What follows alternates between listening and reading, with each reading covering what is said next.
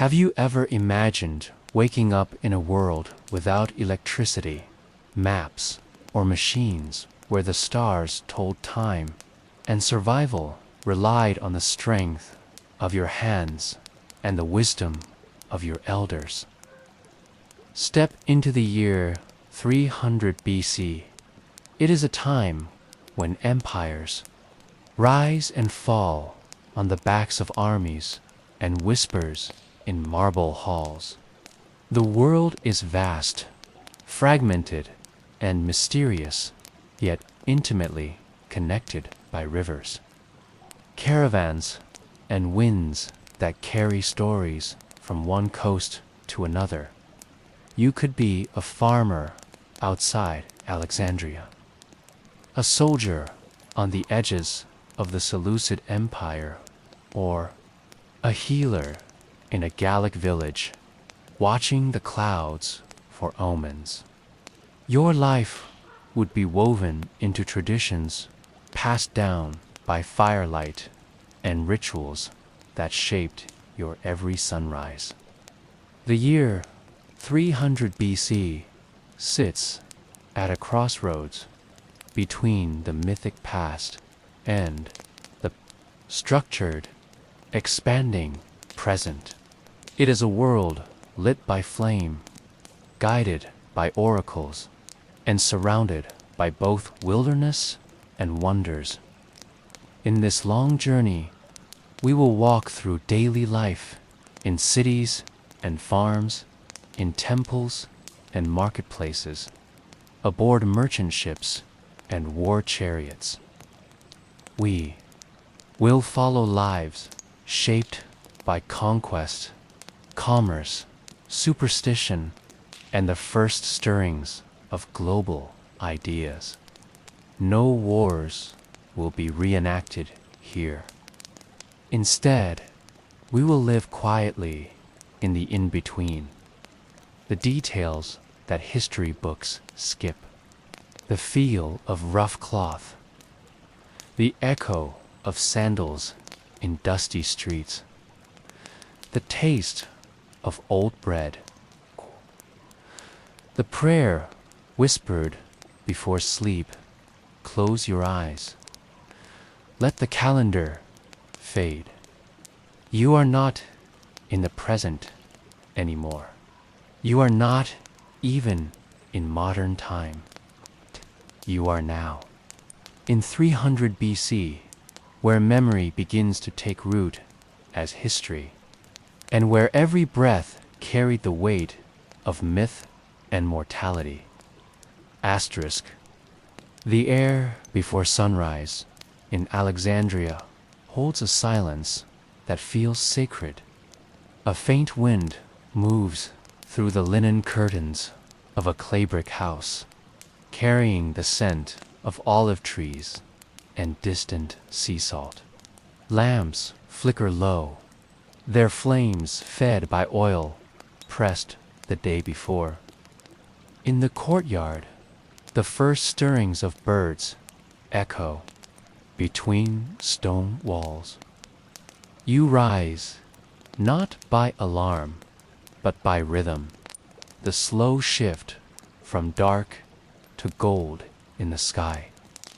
Sleep still clings to your limbs, but the world outside is already calling.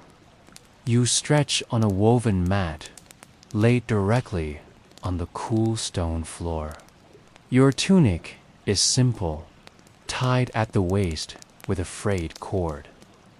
It has been worn many seasons, but mended with care.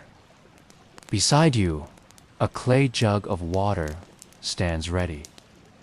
You rinse your face in silence, watching dust float through beams of morning light. There is no mirror, only the basin, the water, and your reflection rippling in movement. Vanity belongs to nobles and gods. You are a citizen, awake, hungry, and alive. The streets of Alexandria are already murmuring with sound. Merchants, stir their carts, children chase chickens between homes, and the fishmongers shout promises of the freshest catch. Your sandals crunch over sand and broken pottery shards as you walk toward the communal bakery. In the distance, the library's marble glows pale in the dawn, a palace of scrolls where few may enter, but all revere. Feel the gravity of knowledge every time you pass. Breakfast is humble. A piece of flatbread still warm, dipped in olive oil, mixed with crushed herbs. You eat standing near the bakery's stone wall, nodding to familiar faces. A potter with dust in his hair. A woman cradling a bundle of dates. A child with hands dyed red from pomegranate. No one lingers long. There is work to do. 300 BC is not kept by clocks, but by hunger, sun position, and the scolding glance of elders. Your trade is weaving baskets, which means you'll spend the morning near the Nile, gathering reeds and drying them in bundles. The river is wide, soft, and slow in the morning. It reflects the pink sky like a second world. You kneel by the bank and slice reeds with a curved blade, careful not to wake the crocodiles that sometimes rest nearby. Every cut is practiced, every motion tied to memory, passed down by your father and his father before him. By midday, your arms ache and your fingers are stained green. You sit in shade beneath a fig tree and drink from a leather pouch. In the distance, a barge glides across the Nile, carrying them free of wine or oil toward some unknown port. Life feels vast here, not just in distance, but in mystery. You know only a corner of this world, yet even the rumors of far places stir something inside you. Adventure or just longing. You don't know yet. Returning to town, you carry your bundles carefully, balancing them atop your head with the ease of practice. Children run beside you, pretending to be camels, laughing in clouds of dust. At home, you sit in the courtyard again, slicing reeds into finer strands, dipping them in water, weaving rhythm into structure. The baskets take shape like clay under a potter's hand, not rushed, not forced, just coaxed into being through. Patience, as the sun lowers, the city glows in amber. The bakery's heat is replaced by the sweet smoke of evening fires. In 300 BC, every day ends the same way, with quiet, with repetition, with gratitude. You place the finished basket beside two others and wash your hands in the fading light. Tomorrow, you will trade them. Tonight, you will sleep under stars old enough to remember the stories of gods and perhaps whisper one of your own into their silence. Asterisk, the marketplace in 300 BC is not just a place to trade goods. It is where life breathes loudest. The stone streets are warmed by the rising sun, and the scent of spices floats through every alley. You hear voices from Phoenicia, Nubia, and Judea, all mingling with the guttural tones of Greek merchants. Sellers arrange amphorae of wine, bowls of figs, and heaps of saffron with the pride of artists. Everything is touchable, smellable, haggleable. Silence here is considered suspicious. You walk carefully between baskets of dates and live hens, nodding to a man sharpening blades beside a pottery stand. The fabric vendor calls your name. He has a new dye from Tyre, the color of bruised plum. You cannot afford it, but you touch it with reverence. The dye comes from sea snails, crushed by the thousands. It is the color of kings and gods. But for now, it's just something you admire, not wear. You keep walking, eyes darting like a thief's, but only stealing time. Coins are rare in your pocket, so you trade instead. 3 baskets you finished yesterday buy you oil, a slab of salted fish, and a small pinch of dried mint. The baker recognizes your work, strong weaving, evenly spaced. You offer him a basket as a gift, and he returns with a loaf baked with sesame. It's how things work here, favor for favor. The marketplace operates not only on coin, but on memory. Who helped whom, and who turned their back. On the far end of the plaza, a small crowd gathers around a traveling performer. He's painted his face with ashes and wears a lion's mane as a cape. With a high voice, he retells the myth of Heracles, exaggerating every gesture until the children laugh and the elders roll their eyes. You stop to watch, chewing your bread slowly. For a moment, the world melts into story. For a moment, the weight of baskets and debt dissolves into pure myth. Beside him, a healer from Cyrene crushes herbs in a bronze mortar. Her hands are stained green, and her bracelets chime like soft bells when she stirs. She hums as she works, offering salves for burns and tinctures for fever. You ask about the pain in your wrist, and she touches it without asking questions. Too much recutting, she says.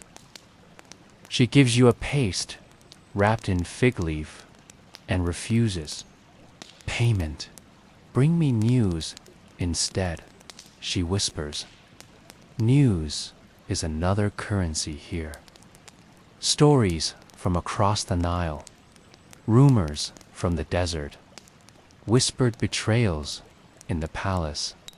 Even in 300 BC, people crave what's happening elsewhere, especially if it doesn't concern them.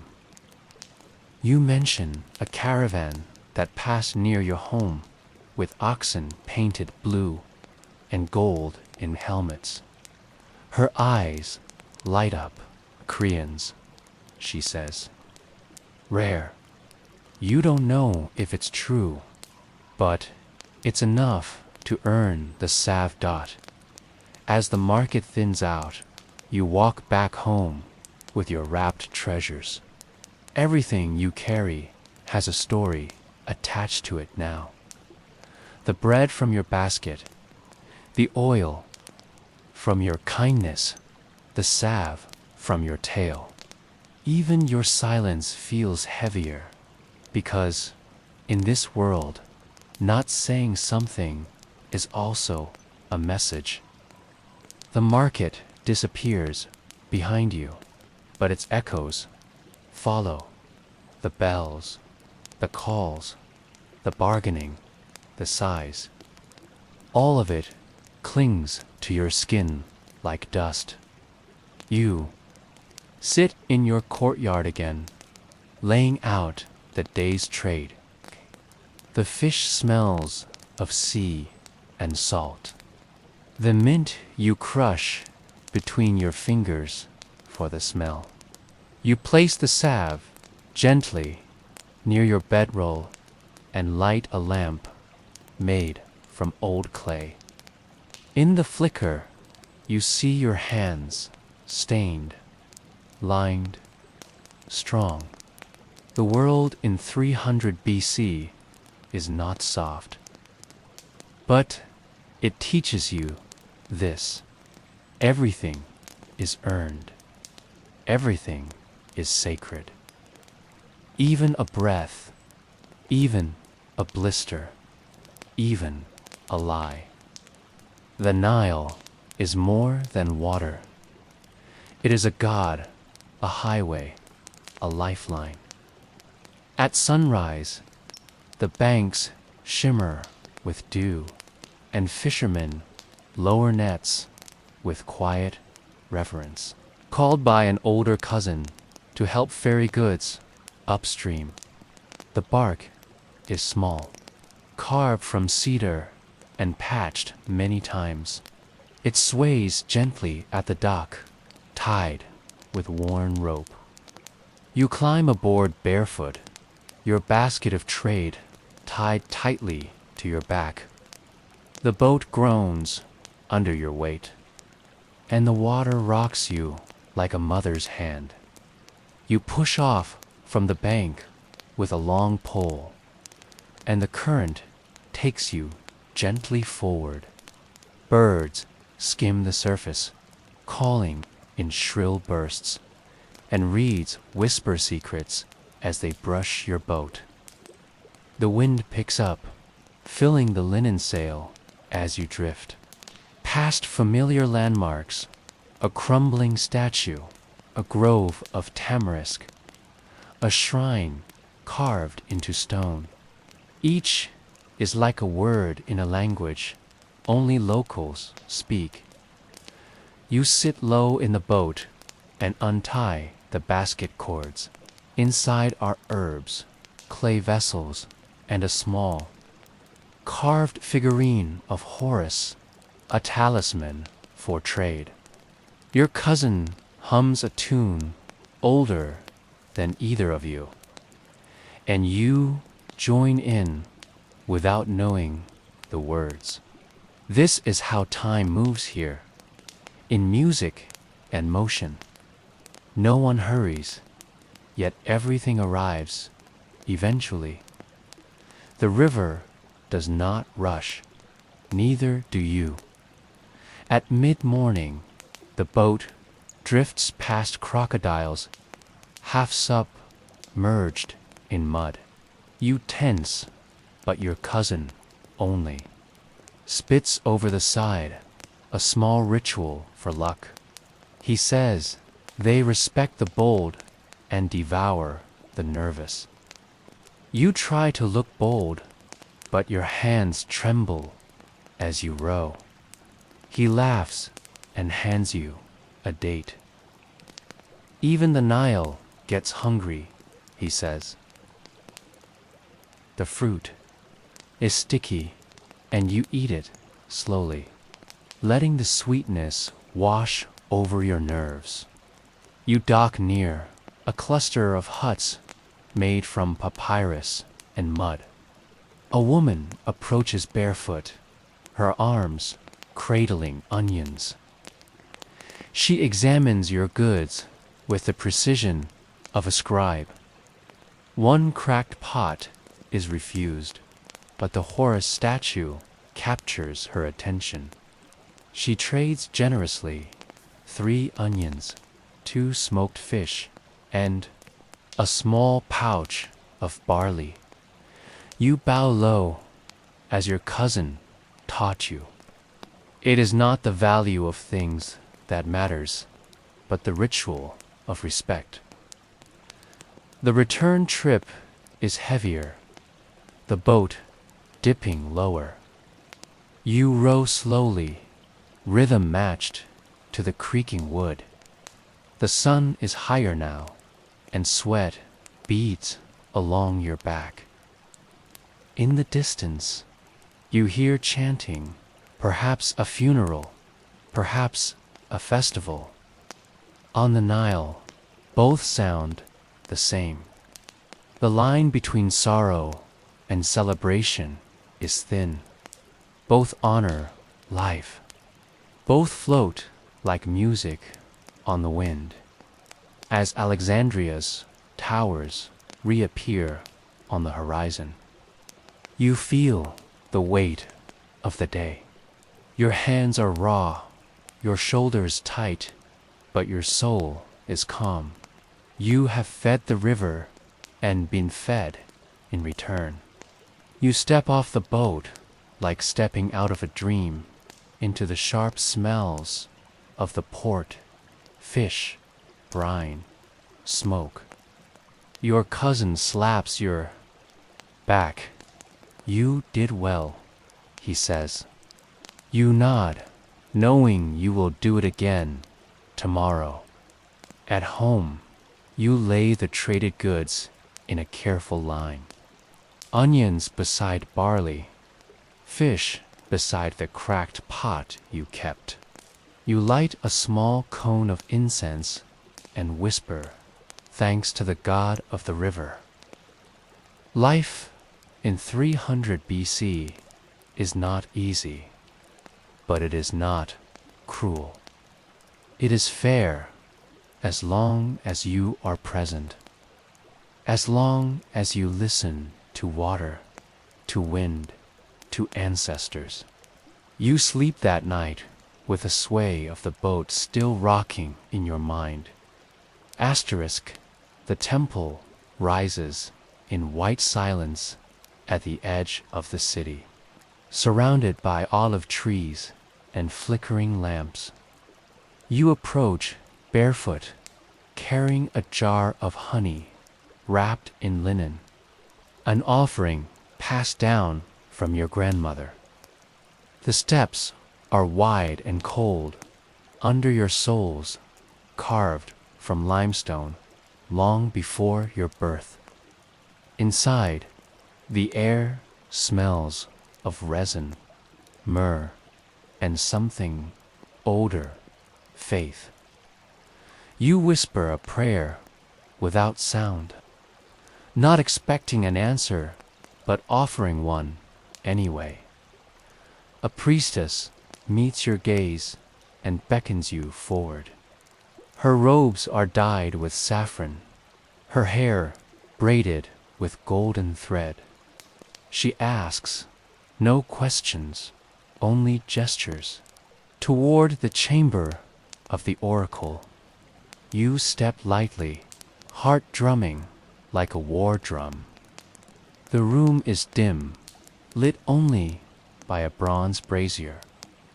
Smoke curls upward, and in it, shapes move, not spirits, perhaps, but dreams made visible. The oracle does not speak yet. You kneel and wait. When her voice rises, it is neither loud nor soft. It simply is. She speaks of tides, of bones, of birds in flight. Her words are riddles, but within them you sense recognition. She mentions a journey, a gift hidden in silence, a fire you will not light. You nod, not understanding, but knowing it must be true.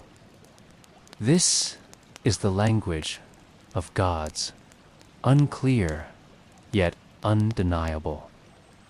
You bow and leave the room changed. Outside, the wind feels sharper, the sun brighter.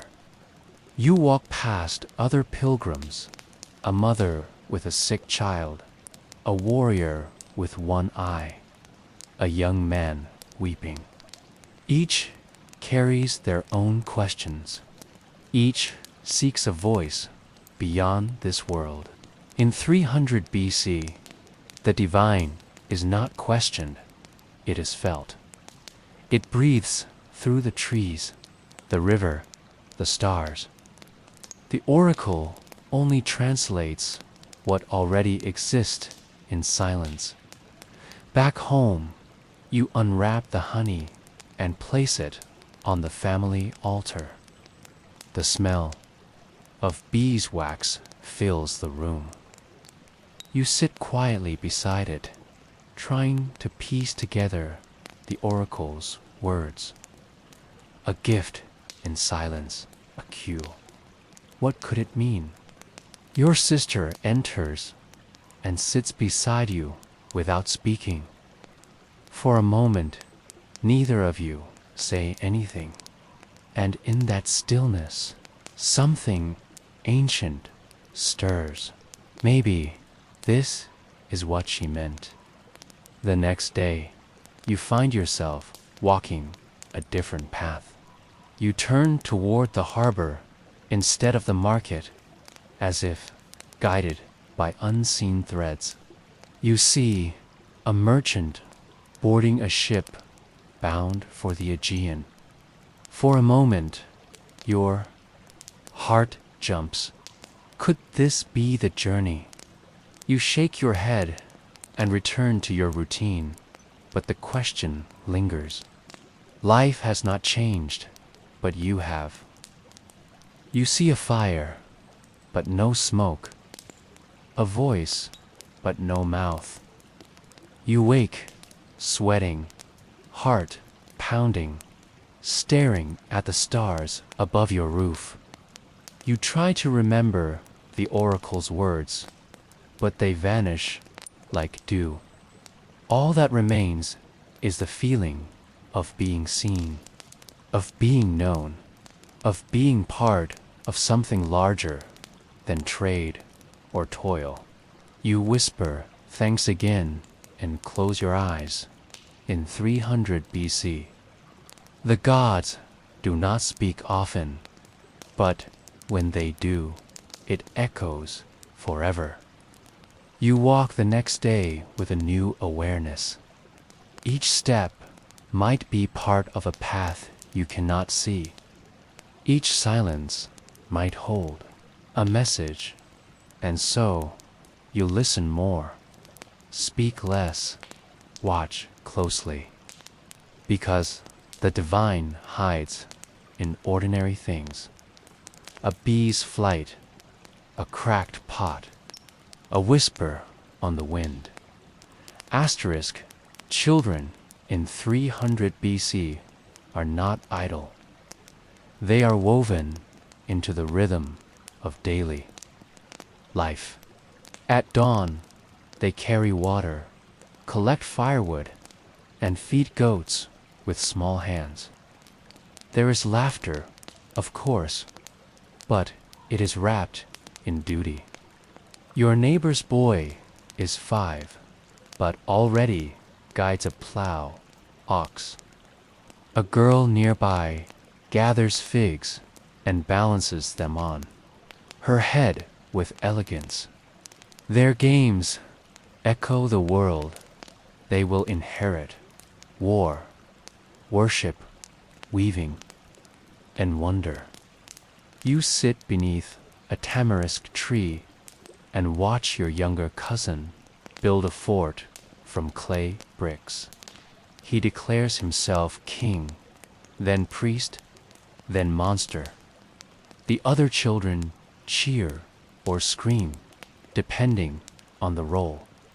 In their play, you see reflections of the city, its chaos, its order, its ancient stories retold with giggles and dust. Childhood is short here. Laughter must be carved into every spare second before it fades. At midday, they gather by the fountain, splashing water on sunburned necks. One girl dares to climb the wall and declare herself Aphrodite. The boys argue that she is Artemis instead. They mimic the gods like they mimic adults, pretending to be what they don't yet understand, reaching for something higher. You smile, remembering when you did the same, shouting at clouds, dreaming of chariots. When chores call, the games dissolve. Children scatter like sparrows, one to the market, another to stir lentils, another to find his goat. Discipline comes, not from fear, but necessity. Hunger teaches better than any parent. Even the littlest know this. There is no time to waste. And yet, when dusk comes, they find each other again in song, in wrestling, in riddles passed around like bread. You help your cousin with his writing letters carved into wax tablets. He stumbles over the same symbols, but you guide his hand with patience. Reading is rare, precious. You learn from a traveler who once stayed in your uncle's home. Now you pass it on. Knowledge is a chain here, each link added by someone kind. You wonder what will be passed on after you. What story will bear your name? As night falls, the children sit near the fire and listen. Your uncle tells tales of crocodile gods and stars that weep. Eyes wide, they lean forward, mouths open, trying to catch the tale before it floats away. Storytelling is sacred in 300 BC. It teaches history, fear, joy, and morality in one flamelit breath. You add a detail, a monster with 3 heads. The children gasp. You smile. Before bed, the youngest ones are rubbed with oil and wrapped in soft cloth. Their mothers hum lullabies, low, slow songs, older than war. You hear it across the courtyard and close your eyes. For a moment, you remember your own mother's voice, now just a memory. The song ends, and sleep begins its slow descent. Dreams come easier when they follow stories. In 300 BC, childhood is a delicate thread, bright, brief, and easily torn. But while it lasts, it glows in laughter, in games, in hands that reach for figs and stars, and in every adult who remembers what it felt like to run barefoot through the dust, chasing gods and shadows. The blacksmith's forge stands like a heartbeat in the village, loud, warm, and constant. At dawn, it glows before the sun. You hear the clang of hammer on metal before you see the man himself. He is broad-shouldered, covered in soot, and gentle despite his fireborn strength. His hands are cracked and burned, but steady. When he lifts a horseshoe from the coals, it hisses like a snake awakening. You enter the workshop to deliver a basket and stay to watch. The bellows groan, feeding air to the flame. Sparks leap upward like stars trying to escape. The blacksmith nods at you and says, "Nothing." Words are spare here, unnecessary. He works with rhythm, like a priest at the altar. Iron is not just metal. It is will. It remembers your intentions. If you strike it in anger, it breaks. On one table rests a sword, half polished, still hungry for war. On another, a delicate sickle, destined to reap barley, sighted, a broken pendant brought by a grieving widow. The blacksmith works on all with equal care. In 300 BC, craftsmen carry more than tools. They carry trust. You do not give iron to someone you don't respect. You give it to someone who listens. He lets you turn the bellows, and your arms ache quickly, but you feel proud. It's like part of something ancient. Hey, this is not just a shop. It's a place of transformation. Ore becomes blade. Stone becomes hammer. You become more patient. You ask about the pendant. She says it belonged to her son, he says, not looking up. I will fix it, like it was mine. That's how things are done here. When the fire dims, he cools the metal in a tub of water. Steam fills the room, blinding for a moment. He hands you a nail he just made. This first one's yours, he says. You hold it like treasure. It's warm, smooth, perfectly made. Okay, tiny object, but heavy with pride. You know you'll keep it forever. A reminder of heat, effort, okay, and silence that says more than noise. You help sweep the floor, gathering ash and filings into a clay pot. Okay, he says it will be used to make black dye. Nothing is wasted. It's outside. Children peek in, hoping for sparks. He shoos them gently, then hands each a tiny horseshoe charm. You realize then, this man shapes more than metal. He shapes people with generosity, with flame, with patience. As the sky turns pink, the blacksmith finally stops. He drinks water like a man who's been to war. You sit beside him, sharing dates and soft cheese. He tells you a story about the time he made a dagger for a prince who never returned. Still wonder where it is, he says. You wonder too. It's not about the dagger, but about how one man can carry so much fire without burning. When you return home, your clothes smell of smoke and sweat, but your heart feels light. 300 BC, fire does not only destroy, it shapes, it heals, it teaches. And some men, like the blacksmith, have learned how to hold it without fear. Asterisk, the olive tree behind your home has stood longer than your family remembers. Spark is thick with scars. Its leaves whisper secrets in the wind. Sunrise. It casts a gentle shade where you sit to braid new baskets. You work in silence, save for the sound of rustling reeds and the occasional call of a dove. The tree watches you, an old, patient witness to the lives that pass beneath it. Your grandfather used to sit here too, his hands thick and sure as he wove tighter than anyone else. He used to say the tree gave him strength. She never asked how. Maybe he meant the shade, or maybe something deeper, something in the roots. The tree never asks anything. It only gives shade, fruit, silence. Can't. In a world full of noise and war, that silence feels sacred. Children gather here sometimes to hear stories. You tell them about the moon goddess who once lived in the branches, or the olive that fell and grew into a sword. They laugh, they believe. They always believe. The tree becomes a stage, a storyteller, a god. You realize then that you are not just passing time. You are shaping memories, planting myths in young minds like seeds.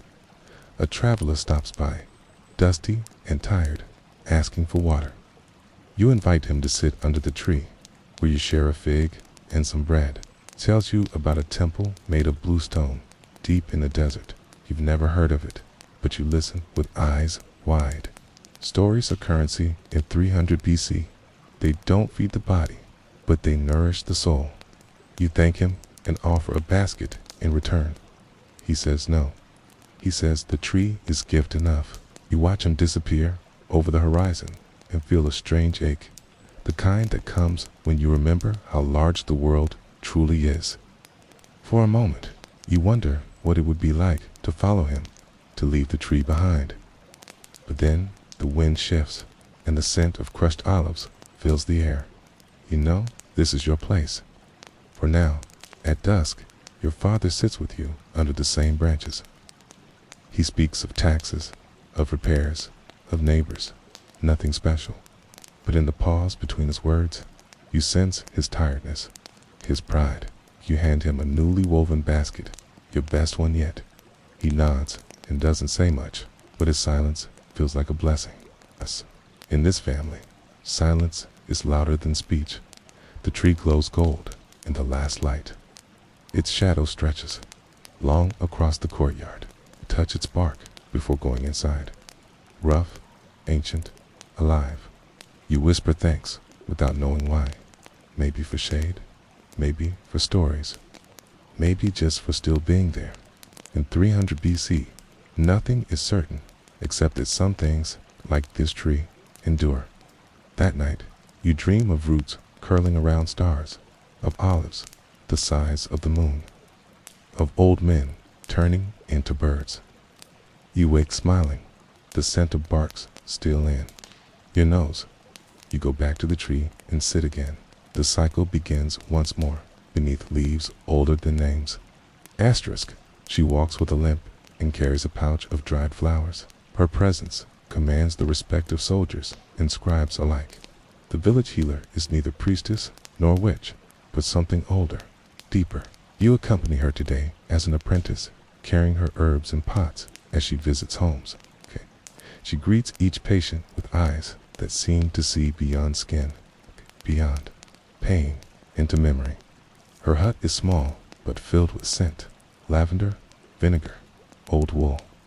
You grind leaves into powder, learning which plants numb pain and which ones open the lungs. Every cure has a price, she says, but not always in coin. Sometimes the price is patience, or forgiveness, or trust. You nod, not yet fully understanding, but grateful for the knowledge passed like a flame from wick to wick.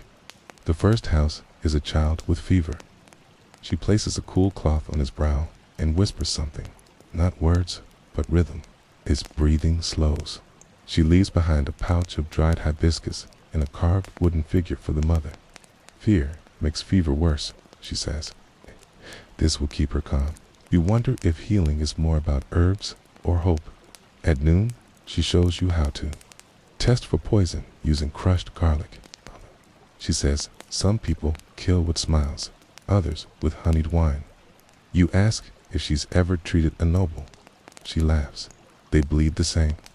They lie more though. The words are blunt, but not cruel. Just honest, like the earth itself. In her eyes, truth is medicine, even when it stings. A man limps in with a snake bite. His leg is purple. She slices it open and drains the pus while chanting softly. You gag, but she does not flinch. You turn away from rot, she says. You let it win. Okay. She stitches the wound with thread made from flax and hands you the needle next. You try. Your hands shake. She nods anyway. Good, she says. Shaking means you still care. By late afternoon, she's exhausted, but keeps walking. Her satchel is lighter, her heart heavier. She tells you healing means carrying other people's pain without becoming it. That night, she sits by the fire and cleans her tools with salt and wine. You want to be a healer? She asks. You nod. She hands you a piece of bone carved into a comb. Then start by grooming yourself. You laugh, confused, but the lesson is clear by morning. You must be whole before mending others. You must respect your own wounds. The next day, you wake early, sweep her hut, and boil herbs without being asked. She smiles once. In 300 BC, approval is rare, earned, like every drop of medicine in a bitter world. You carry her satchel with pride now, not because it's easy, but because it matters. Okay, and because someone trusted you to hold something precious, the ability to make pain smaller, even for one breath, even for one night. Beyond the main road, past the well-trodden paths, lies a hidden workshop carved into the rock. Few know of it. Fewer still are invited in. But today, the artisan opens the door for you. Aside, the smell of cedar and beeswax fills the air. Shelves are lined with statues, instruments, masks, and scroll cases. Each object hums with intention, as if it remembers the hands that shaped it. He is an old man with missing teeth and eyes like fireflies. His fingers are blackened with ink and lacquer. He speaks little, but gestures with purpose. You sit cross-legged and watch him shape wood into a flute, hollowing it with precision. Every motion is slow, reverent, as if the soul of the tree must be persuaded to sing, not forced. He shows you his pigments, red from ochre, blue from lapis, green from crushed malachite, each one kept in a small jar labeled with ancient symbols. Colors are a language, he says, speaks to a different God. You dip a brush and test it on clay, okay? The red bleeds like blood, the blue like sky. You realize painting is not decoration here, it is prayer. At midday, he reveals his prized work, a lyre made from tortoiseshell and bone. He strums it, and the sound fills the room with sorrow and light. Music is what remains when words fail, he whispers. You listen, spellbound. In 300 BC, music is not performance, it is communion. Between heartbeats, between gods, between silence. He asks you to carve something, anything. You hesitate, then choose to shape a small bird from olive wood. Your fingers stumble. The beak is crooked, the wings uneven, but he nods. Now it exists, he says. That's enough. He places it on a shelf beside 100 other small, imperfect things. You feel honored, seen, remembered. By sunset, he wraps your bird in linen and gives it back. For your dreams, he says. Place it by your bed. If you walk home with it pressed to your chest, it's not because it's beautiful, but because it's yours, okay? Because it was born from a silence you didn't know you needed that night. You hold the wooden bird before sleeping. It reminds you that creation is not perfection. It is courage. It is giving shape to the invisible. In the dark, you hum the song of the lyre, and it carries you into dreams not yet born. In 300 BC, some people build temples, others build baskets, and some, like him, build meaning out of silence, wood, and breath. Asterisks, the stars in 300 BC are not decoration. They are maps, clocks, prophecies. Before sleep, you lie on the roof and watch them burn quietly in the sky. Each has a name. Each has a story. The elders say they are the eyes of gods. The young say they are souls watching. Us, you believe both, because out here in this old world, everything is possible. Your uncle teaches you how to read them. Follow Orion to find your way home, he says. Count the Pleiades for the seasons. He traces the patterns with calloused fingers like you. Watch, mesmerized. Sky becomes a scroll, written not with ink, but fire. Each night is a chapter. Each dawn, a closing line. It's the universe, infinite and yet intimate. He tells you that sailors live by stars, that soldiers dream by them, that lovers swear oaths beneath their glow. He points to Venus and says that one hears prayers. You whisper one silently, not for anything, just to be heard, just to know something out there is listening. That matters more than answers. On special nights, astrologers come to town. They carry scrolls and speak of destinies. Your neighbor says her son will be a king. Another says her daughter will marry into gold. Everyone listens, not because they believe, but because they hope. In 300 BC, hope is stitched into the stars like thread through a tapestry. You make your own. It's a constellation, 3 stars and a crescent moon. You name it after your father. No one else will see it, but to you, it is real. That's how myths began. That's how the world stays magical. One secret constellation at a time. He smiled in the dark, knowing he'd be proud. Your sister joins. You, pointing to a falling star. She gasps, claps her hands. A god sneezed. She jokes. You both laugh, forgetting your hunger, your chores, your aching hands. The sky erases all of that, at least for 1 hour. That is its gift. Not light, but forgetting. When sleep calls, you whisper goodbye to the stars. You promise to visit again. They do not answer, but they stay, watching, always.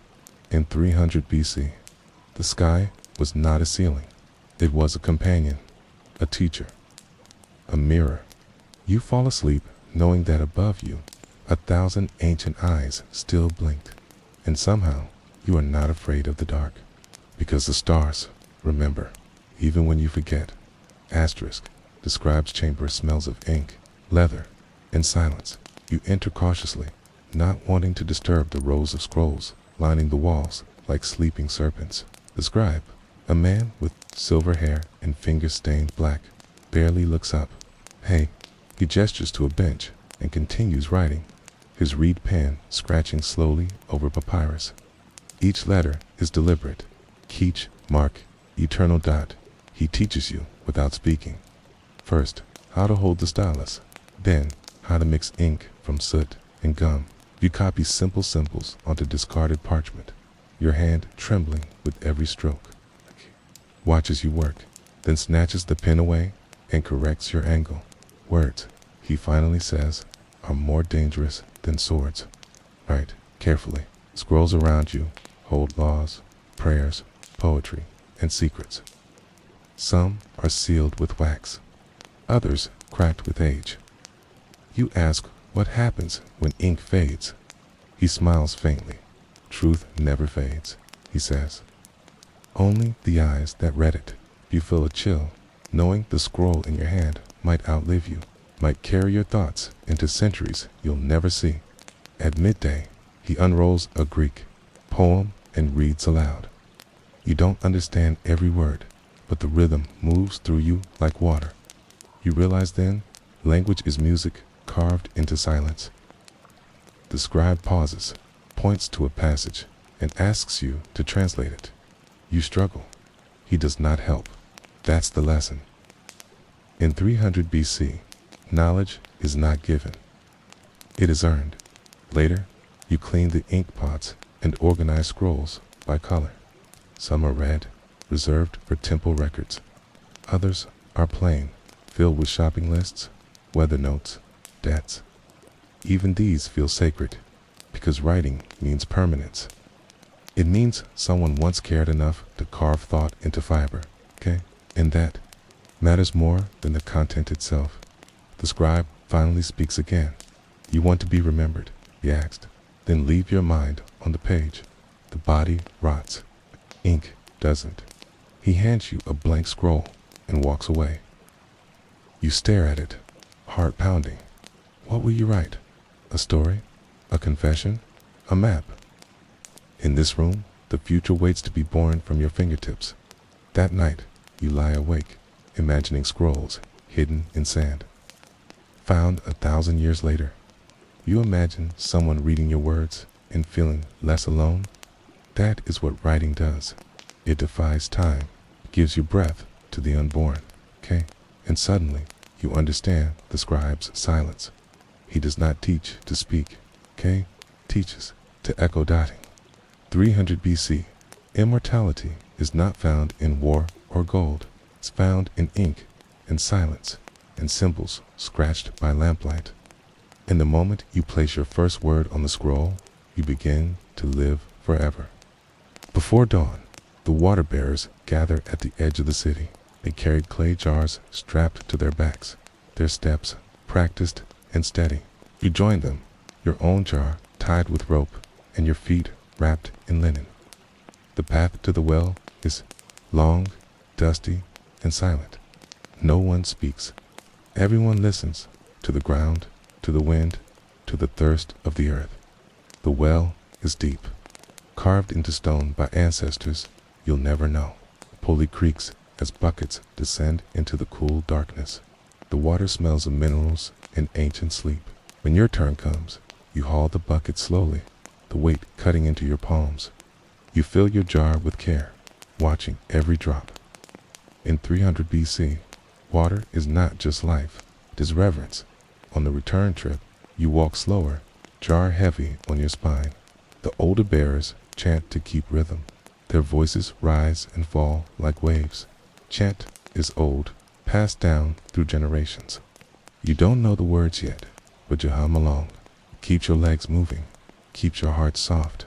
Even labor becomes sacred when wrapped in music.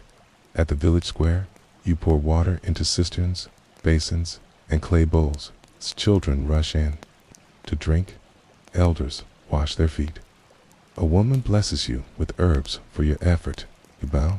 No one thanks you aloud, but their eyes do. And in a world of drought and dust, that gratitude feels more valuable than coin. Back at home, your shoulders ache and your skin burns from the sun. But when you drink from the same jar you carried, the taste is sweeter. Earned, water carried, is not the same as water given. It carries your breath, your sweat, your sacrifice, okay? And that, somehow, makes it holy. You sit by the threshold and clean your jar with rosemary smoke, as is tradition. Your mother nods. Your father says nothing, but squeezes your shoulder. That's all you need. In this world, strength is not loud. It is steady, is silent, and it is passed down like jars from hand to hand, from back to back. That night, rain falls, rare and sudden. You rush out, arms open, laughing. The others do too. Children dance, elders pray, and the earth drinks with you. You realize the chant was right. Water comes when it is loved, when it is earned, when it is remembered. In 300 BC, to carry water is to carry the weight of history. In every drop spilled is a prayer made visible. Asterisk, the loom sings before the rooster. Its wooden frame creaks in rhythm as your aunt weaves linen thread into fabric. She hums low, a melody passed from her grandmother, who learned it from a woman. In the desert, the threads stretch taut, and her fingers dance between them like a musician with invisible strings. You sit beside her, your own spindle in hand, trying not to tangle the thread again. Each line of cloth holds a season, a story, a purpose. This one will be a tunic for a newborn. That one, a mourning shawl. Fabric in 300 BC is not fashion. It's memory made visible. The colors matter. The patterns carry meanings known only to those who wear them. You ask how she remembers it all. She smiles. The cloth remembers for me, she says. You try the loom under her gaze. It fights you. The thread snaps. The tension warps. She takes your hands and adjusts your fingers. Not too tight. It's not too soft. It's like raising a child. You laugh, then feel the truth in it. Weaving, like parenting, requires consistency, attention, and grace in the face of knots. You begin again, more slowly, and this time the loom obeys. By midday, rolls of fabric dry in the sun, pinned between stones. You press out wrinkles with your palms. The scent of dyed thread fills the air, pungent, earthy, strong. A neighbor arrives, requesting a sash for her son's coming-of-age ritual. Your aunt nods, asks the boy's birth moon, his spirit animal, his mother's dream the night before. She will weave all of it in, without a word spoken aloud. Later, she shows you her oldest creation, a robe worn by your grandfather when he buried his brother. It is faded, but strong, edges still intact. This, she says, was made in grief. That's why it never tore. You touch it gently, feeling the sadness still woven into the threads. In 300 BC, fabric doesn't just clothe the body, it holds the soul. As the sun lowers, your hands are raw but proud. You manage to complete one strip, crooked, uneven, but complete. Your aunt claps once and hangs it beside the others. We don't hide beginnings, she says. They're part of the pattern too. You smile, understanding more in that moment than any lesson could teach. Perfection isn't the goal. Persistence is dinner. The weavers gather, telling jokes while untangling new skeins. One woman sings a song about a fisherman who fell in love with a cloud. Another weaver stitches an old prayer into the hem of a burial cloth. Laughter and loss mix like threads, inseparable. You listen, your ears as full as your hands. This is not just work, it's culture, legacy, breath turned into beauty. As night falls, your aunt places a newly dyed thread in your palm. Your color, she says. It's a deep, ochre, earthy, warm, quiet. You ask why? Because it holds what others miss, she answers. You sleep with it under your mat, heart full of meaning you don't yet understand, but already cherish. You dream of threads that glow in the dark, threads that carry messages across mountains, threads that hold people together, even when oceans divide them. You wake with a smile, not because the dream was grand, but because it felt possible in 300 BC. To weave is to write, not with ink, but with fiber. And the story you tell lives longer than your voice ever will. Asterisk, the sound comes at dawn. Low, distant, rhythmic, drums, not from within the city, but from the hills beyond. People pause mid-step, ears tilted like animals sensing weather. Elders whisper of travelers, of nomads, of soldiers. No one is sure, but the sound grows louder, closer, undeniable. You feel it in your chest before your ears, a vibration older than language. At the marketplace, fewer stalls open. The guards along the walls double their shifts. You climb the watchtower and squint toward the hills. Nothing but dust. Still, the sound persists, like thunder without clouds, like a heartbeat too big for the world. Your uncle says it could be traders. Kent says it could be war. You say nothing. You just listen. By midday, the sound stops, and that silence is louder than before. Birds refuse to sing. Children stop their games. Even the river seems slower. You help your neighbor pack grain into jars, just in case. They always come from the hills, she mutters. Whether for gold or blood, you ask who they are, but she doesn't answer. Her hands are too busy sealing jars. Your father sharpens tools that aren't meant to be weapons. A sickle, a carving knife. You watch, understanding more from his silence than his hands. He glances toward the city gate, then back at the door, as if calculating the distance. You light the oil lamp early that night. Shadows gather faster when fear walks beside you. Before sleep, a scout returns. He says there is no army, just a caravan. Camels, wagons, drums to warn the road of their coming. They bring dyes, jewels, spices, stories. The tension breaks like dry reeds underfoot. Laughter returns. Music returns. Relief tastes like sweet wine. Sure. You let out a breath you didn't know you were holding. In the days that followed the caravan. Camps near the city. Tents rise like mushrooms overnight. You visit a camp with your father. A woman offers you cardamom and figs. A man tells stories of the Eastern Sea. You trade your woven cloth for a carved comb. Everything feels lighter, not just goods, but moods. Suspicion replaced by curiosity. You ask the drummer why they play so loud. He grins.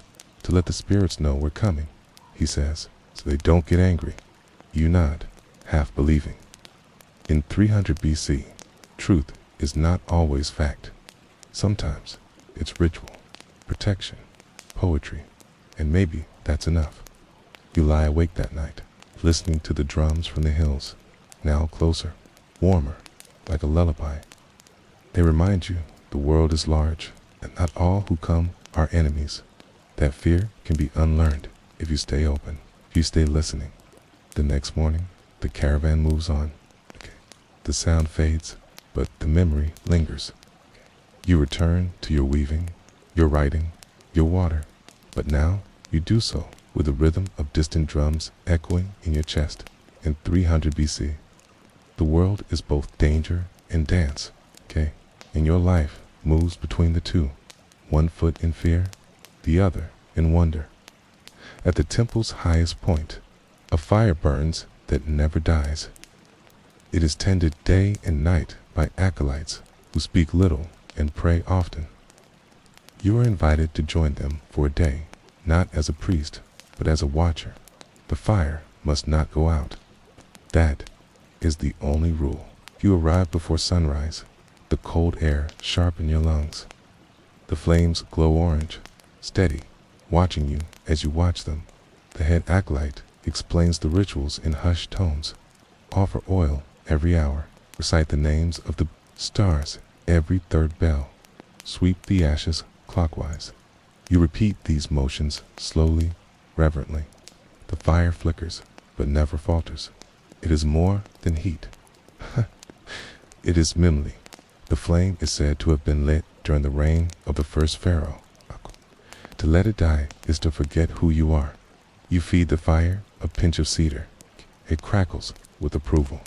Smoke rises and dances like a spirit released. The acolyte nods. He hears you, she says. You ask what happens if it grows too strong. Then we offer silence. You don't understand until the fire flares without wind. The entire temple falls quiet. You feel the heat on your face like truth made visible. Throughout the day, people come to kneel before the flame. A widow, a soldier, pregnant woman. None speak aloud. They simply bow and wait. Some leave flowers, others tears. One man leaves a single feather. The acolyte says nothing, just feeds the fire each gift, one by one.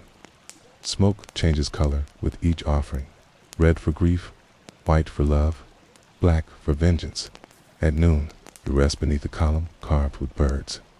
The head acolyte shares a dead and tells you this fire has seen the rise and fall of kings.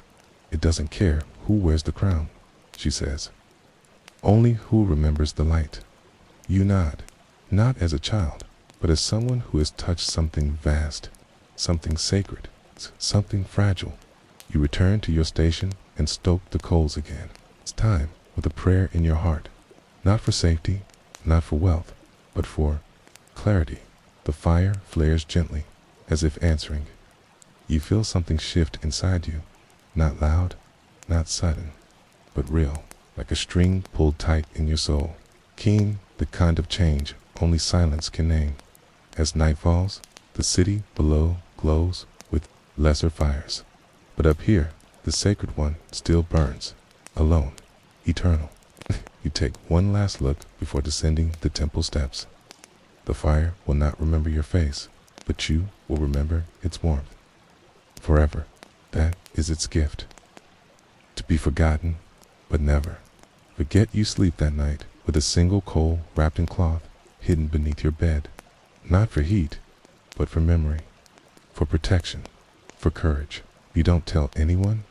Some things must remain unspoken to stay powerful. In 300 BC, the sacred does not shout. It flickers, it waits. And if you are still enough, it speaks in warmth, in ash, in the quiet language of flame. Asterisk, before the sun climbs high, the potter is already spinning clay.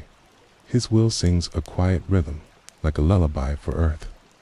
You arrive with your sandals still wet from morning dew, heart pounding with curiosity.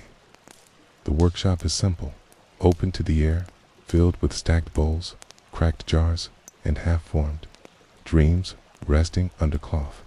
He nods toward a stool.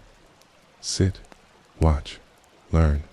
He kneads the clay like dough, pressing out stones and bubbles with the heels of his hands. The earth remembers, he mutters. You must make it forget. You don't understand at first, But as he shapes the mound into a rising form, you see what he means. The clay wants to collapse, to return to dust. A potter's job is to teach it another way to stand. You try. Your hands sink too deep. The form leans like a drunk man. He laughs softly, not mocking, but amused. All first pots are crooked, just like all first thoughts. He lets you begin again, showing how pressure must be gentle but firm. The wheel moves steadily, powered by his foot, and the clay begins to obey. For a moment, it listens to you. By midday, the fire in the kiln roars. Inside, pots from earlier days glow red like coals. The fire decides what survives, he says. We only give it options. If you watch the flames dance, licking the curved walls of a jug your cousin made, if you think of all the hands that shaped pots, now lost, broken, buried, forgotten, yet every one once carried water or oil or prayer. Outside, he teaches you how to glaze a cup. The powder is dull now, but he promises it will shine after fire. Like people, he adds, sometimes they look like nothing. Until tested, you carry the cup like it's already precious. Maybe it is. Not because it's perfect, but because it holds your fingerprint, your breath, your fear. An elder arrives, asking for a water jar. The potter doesn't rush. He listens to her speak of her aching hands, her weak arms. Then he begins shaping. Not just for beauty, but for ease. The handle will be thicker, the neck wider. This is what art looks like in 300 BC, not museums, but service, form bending to function, a kindness made of clay. You realize that the potter is not only a maker, he is also a witness, to birth, to death, to drought. His jars have held everything, honey and ash, wine and blood. He does not speak of it, okay, but you feel it in the way he touches each lump of earth, with reverence, okay, with hope. At sunset, he gives you a small cup. It leaks, he says, but it teaches. You hold it to your lips. The water drips slowly down your chin. You laugh, and so does he. Now you know, he says. Not everything must be perfect to be useful. Okay. That night, you place the cup beside your mat, proud of what it holds and what it spills. You dream of wheels that turn forever, of cups that refill themselves, of hands made of clay and hearts made of fire. You wake with dust under your nails and the urge to shape something again. The urge doesn't leave you. That's how you know it's real in 300 BC. To be a potter is to argue with the earth and to convince it, gently, that it was born to carry life. Asterisk, hidden behind a crumbling wall near the edge of the city, lies a garden, small, wild, sacred. It is not marked on maps, and only a few know its name. But every morning, an old man tends it with the care of a priest. He trims the fig tree gently, waters the basil by hand, sprinkles crushed eggshells beneath the olive roots. You ask if you may help. He nods without turning. He hands you a wooden spade, dull but worn smooth by time. Scarton, he says, remembers everything. You ask what he means, and he points to a rose bush that grew from the ashes of a widow's last bread. You stare. He's not speaking in riddles. He means it. The garden feeds on offerings, grief, hope, love. It blooms because of what people leave behind. You dig carefully near the lemon tree. The soil is dark, soft, fragrant. You find a shard of broken pottery, a strip of dyed cloth, the curved tooth of an animal. People bring things here, he explains, when they don't know what to do with their pain. He says the earth listens. It holds secrets better than stone. You believe him more with every scoop. Later, a woman arrives carrying a pouch. She buries it at the foot of a vine and kisses the ground. No words, no tears. She leaves with lighter shoulders. You asked what she buried. He doesn't answer. That's not ours to know. In this garden, privacy is part of the healing. If You learn to stop asking. You learn to trust silence. Birds nest in the fig branches. Bees hum softly near the lavender. The old man speaks to them all. You wonder if he's mad, but then you see the flowers grow straighter after he whispers. You try it, shyly. Grow well, you say to a sprout. The next day, it blooms. Coincidence? Maybe. Or maybe words truly do shape life here at noon. He teaches you how to compost, layering leaves, ash, and scraps into a pile that steams gently. Rot is not the end, he says. It's the beginning in disguise. You think of old wounds, broken friendships, lost days. Maybe they are compost, too painful, ugly, but needed for something beautiful to grow. As the day ends, he shows you a small stone etched with a name. My daughter, he says. I planted her favorite tree here. The tree is tall now, filled with oranges. You taste one, sweet, with a hint of something like memory. He smiles. She never liked sour fruit. You laugh softly, moved by how grief can bloom into nourishment. You bring your own offering the next day. A page you wrote but never showed anyone. You burn it gently, scatter the ashes, water the ground. You don't expect anything. But 3 days later, a flower grows where nothing had before. You sit beside it for hours, not to talk, just to be. In 300 BC, there are no therapists, no journals. There are gardens like this, places where the earth listens, remembers, and gives back what you didn't know you lost. And in time, you learn that memory is not what you keep, it's what you plant and trust to return. Once a season, the town forgets its debts and remembers joy. The wild feast begins when the moon turns full and drums echo through the valley. People wear masks of animals and gods, painted in colors too bright for everyday life. You're handed a wolf mask carved from bark and bone. It smells of fire and freedom. You place it over your face and become something else. The streets bloom with torches and flowers. Wine flows freely from clay jars. Children climb onto rooftops, tossing petals down like rain. The air pulses with laughter, with rhythm, with something ancient. Tonight, the priest shouts, "We eat like our ancestors." Wild, hungry, and grateful. And the crowd roars in response. No longer citizens, but spirits in borrowed skin. The food arrives in waves: grilled lamb, honeyed figs, roasted barley. Women pour cumin-scented stews into carved bowls. No one sits in order. No one asks permission. A stranger feeds you a date. You feed another a strip of fish. The rules vanish. All that matters is abundance, sharing, celebration. The hunger of the body and the soul is finally satisfied.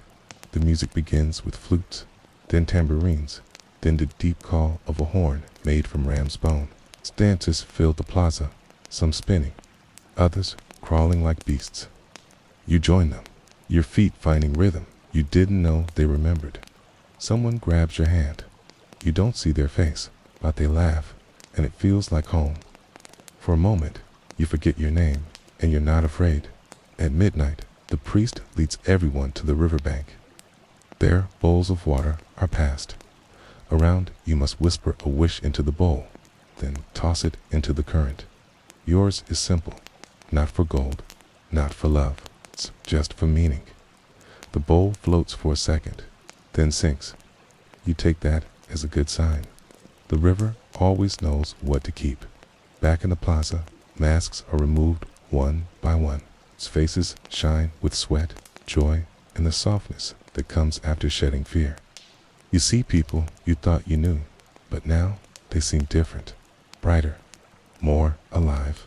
You wonder if the masks showed their true self, or if this one does. In 300 BC, identity is not fixed. It shifts with season, with story, with moonlight. As the fire dies down, you sit on a step, eating pomegranate seeds and watching stars. Someone sings a lullaby in a language you don't know. Another hands you a sweet made from crushed almonds and honey. You bite slowly, savoring every flavor. Every taste tonight feels like a blessing. It's like proof that life is meant to be devoured. You fall asleep under the sky, head resting on a borrowed tunic. No one wakes you. No one judges. Tomorrow, the world will return to normal. Debt collectors, empty jars, silent courtyards. But tonight, you are something else, wilder, freer, truer. In 300 BC, the wild feast reminds you life is short, hunger is holy, and sometimes the best medicine is to dance until your name disappears. Asterisk, the courtyard is shaped like a square, but it contains every circle of thought imaginable. Marble columns cast long shadows over the dusty ground where the philosopher walks barefoot, his cloak dragging behind. You arrive before the sun fully rises, as instructed. He doesn't greet you, only draws a circle in the dirt. Sit, he says, but leave your certainties outside. He speaks slowly, like each word must pass through a gate of intention. What is justice? He asks. You hesitate, then try to answer. He interrupts. It's not what you were told. What do you feel? You say nothing. He smiles. Okay, now we begin.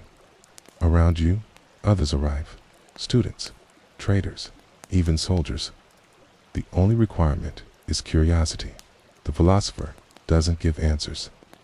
He unwraps your questions like gifts you forgot you held. He speaks of the soul like a fire wrapped in clay, of time as a wheel without a center. When someone asks about the gods, he points to a falling leaf. That, he says, is divine. It obeys the wind without anger. You look at the leaf and feel your thoughts unravel. At midday, he leads everyone in silence to a well. Everything you drink, he says, has passed through 1,000 mouths, 1,000 storms.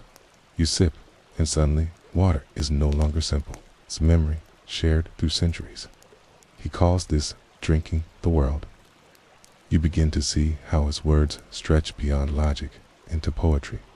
He challenges you to argue with him.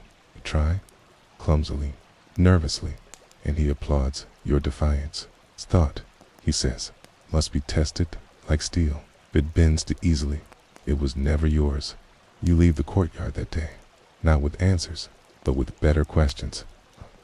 That feels more valuable than anything you ever received in trade at home. You repeat his questions to your family. Some laugh, others get angry. A few grow quiet. You realize philosophy doesn't always comfort. Sometimes it unsettles. But maybe that's the point. In 300 BC, not all knowledge is about how to survive. Some is about how to live well, and some how to die unafraid. The next day, he asks you to teach the new ones. But I know nothing, you protest. He nods. Perfect. Start there. You realize teaching isn't about mastery. It's about sharing your path. Even if it's crooked, you speak, you stutter, you blush, dodge. But the new ones listen. And in their eyes, you see a reflection of your younger self. Searching. The philosopher carries no scrolls. He says, too much written word can trap a thought in amber. Ideas must breathe, he says.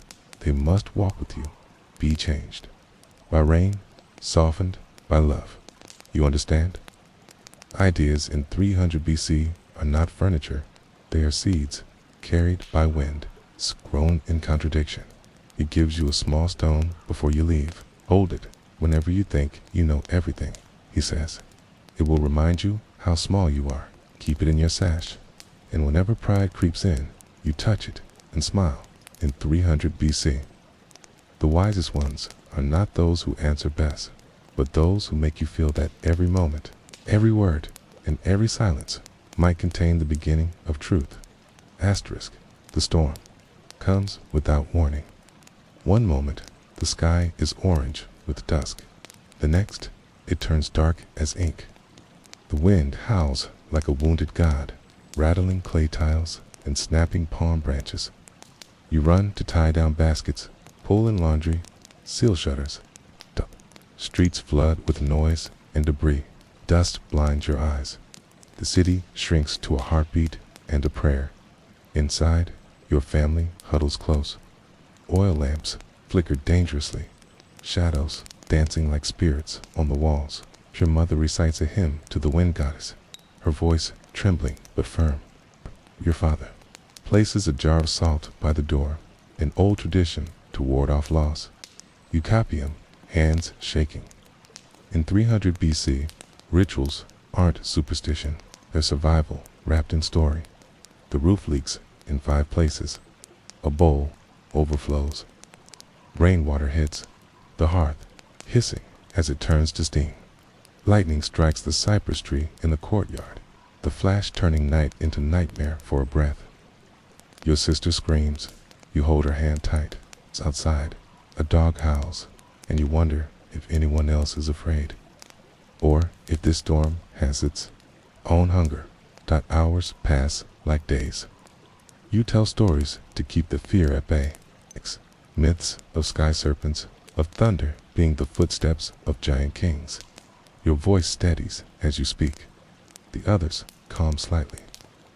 Words, you learn, can be stronger than bricks in moments like this.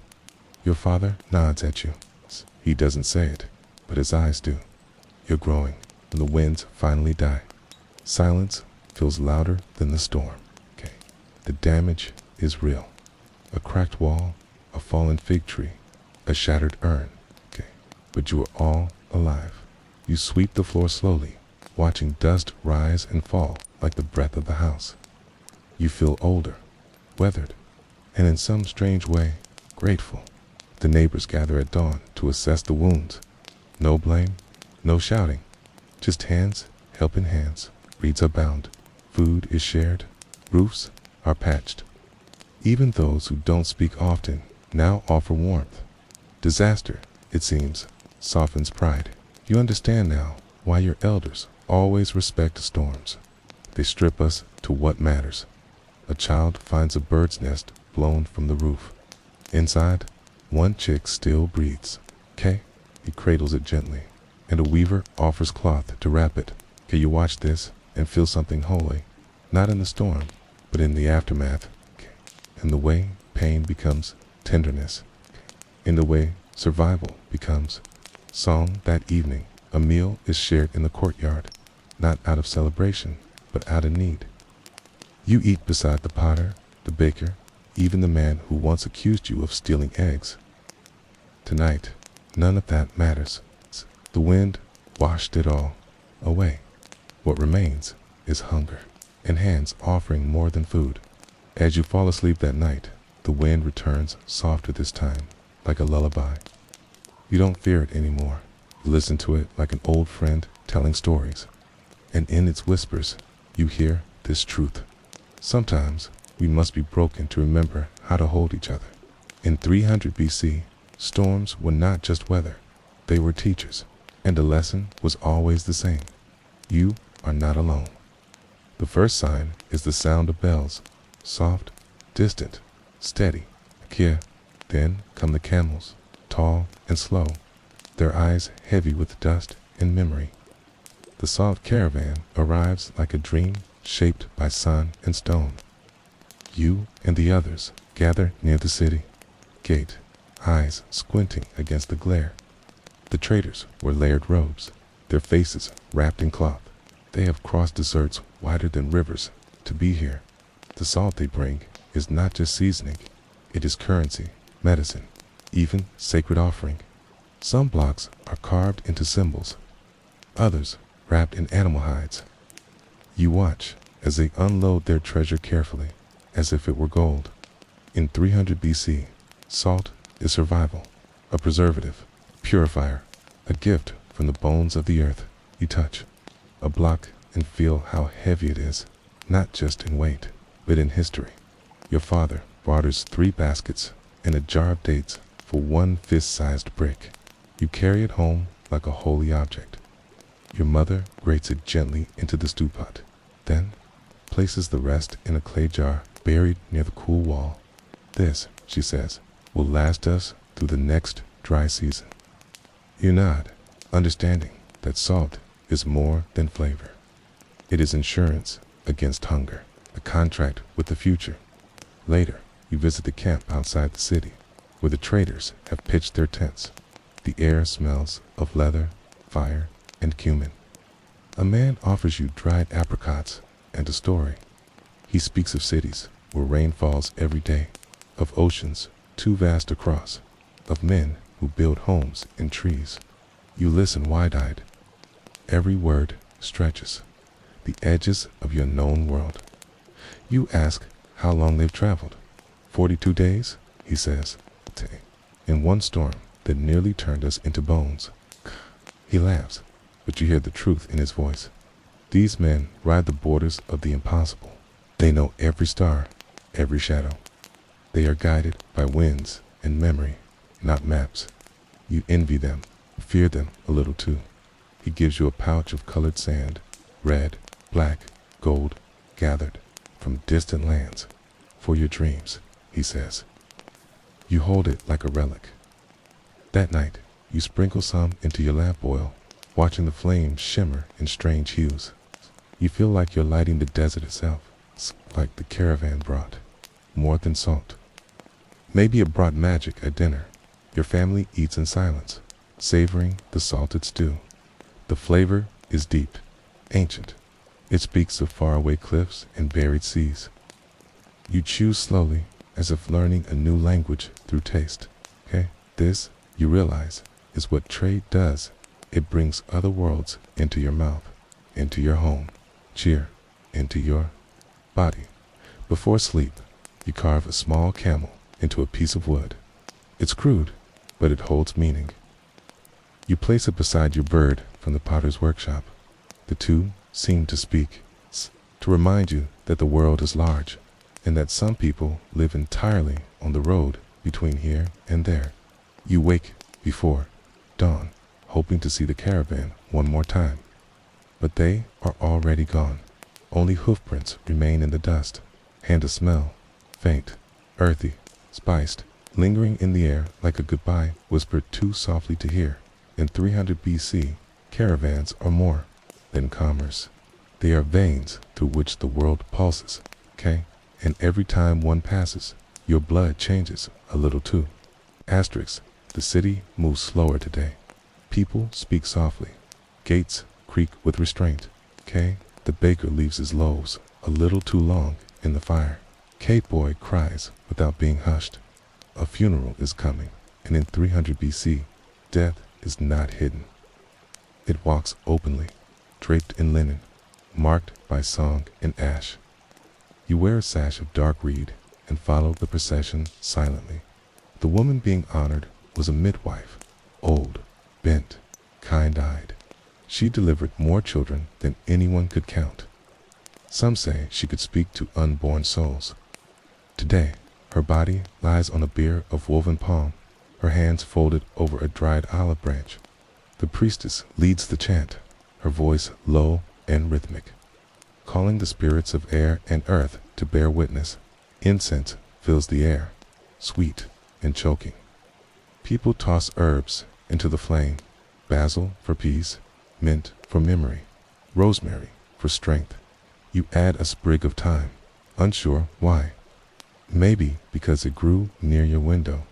Maybe because you once saw her stop to smell it. Grief doesn't always explain itself. It just moves your hand. The pyre is stacked carefully. Wood, oil, flowers. The body is laid atop, wrapped in layers of linen and love. The priestess speaks of return, of rest, of release. No cries, no wailing, only silence, deeper than any morning. The fire's lit, and the flames rise quickly, fed by wind and reverence. You watch the smoke ascend like a spirit, UNCOILING. As the fire burns, people begin to whisper stories of the first child she caught, of the time she delivered twins under a thunderstorm, of her laugh, her stubbornness, her way of touching your shoulder when you felt lost. You listen, piecing together the woman through memory, through the words of others, through the way everyone speaks as if she was still listening. After the flames die down, the ashes are collected in a clay urn, not to be buried, but placed in the garden of memory. A girl paints the urn with flowers and stars. She always watched the stars, someone says. You nod, remembering how she used to say, every soul return to one. We all come from fire. And sky, she once told you, you help carry the urn. It's lighter than you expected, and yet it feels heavy. Not with weight, but with meaning, with all the lives she touched, with the silences she filled, with the hands she held. You place it gently beneath a fig tree and step back. The wind rustles the leaves. You like to think it's her brushing past you. That evening, the sky is unusually clear. You lie on the roof, looking for the stars she might have become. You pick one, bright, steady, near the crescent moon, and whisper her name. It's a small ritual, but it feels sacred, like stitching a thread between you and the sky. In 300 BC, death is not the end of a story. It's the start of a new one, told in fire, in silence, in the way people speak of you long after your last breath has turned to smoke. Asterisk. The room is dim, but alive with anticipation. A woman lies on a reed mat, her body trembling between pain and purpose. Midwives move with practiced calm, their hands firm yet gentle, their voices low, like a chant only nature understands. You stand near the doorway, holding clean linen and not daring to speak. Birth in 300 BC is not hidden, it is witnessed. And even the silence carries weight. Sweat glistens on her brow. She clenches her teeth as the pain returns in waves, relentless and sacred. A bowl of warm water steams beside her. The smell of crushed herbs, lavender, garlic, clove, fills the air, not just for healing, but to keep dark spirits away. An elder murmurs a prayer to Isis, protector of mothers, as the woman cries out once more, and then the room shifts. The pain gives way. A new voice fills the air. The newborn is slick with life, red and furious, tiny hands curled like seeds about to sprout. He does not cry at first, stares wide-eyed, as if already remembering the world he came from. Then a breath, a gasp, and finally a wail that floods the room with relief. The midwife lifts him into the air like an offering, announcing his arrival not just to the mother, but to the sky. A father waits outside, pacing a dirt path worn smooth by years. When told it is a boy, he weeps openly, not from preference, but from gratitude. In this world, every child is a miracle. He kneels, kisses the threshold, and whispers the name aloud for the first time. Aaron. The sound is soft, but it hangs in the air like a stone dropped in still water. A name, in 300 BC, is more than a label. It is a seed of fate. Inside, the infant is washed in goat's milk and rubbed with oil. The cloth he is wrapped in once belonged to his grandfather. A pendant, carved from olive wood, is tied loosely around his wrist, a symbol of protection and of belonging. The mother holds him close, her body still shaking, her eyes wet, not from pain, but from wonder. She hums a lullaby that no one taught her. It simply comes. A gathering forms outside, neighbors, cousins, elders, not to judge or offer advice, but to be present. Someone brings figs. Another offers a carved spoon. No one speaks loudly. Birth has quieted them, sobered their daily complaints into awe. This is how a village meets its new member, not with fanfare, but with food, warmth, and closeness. As night falls, the stars emerge one by one, indifferent, yet somehow more beautiful.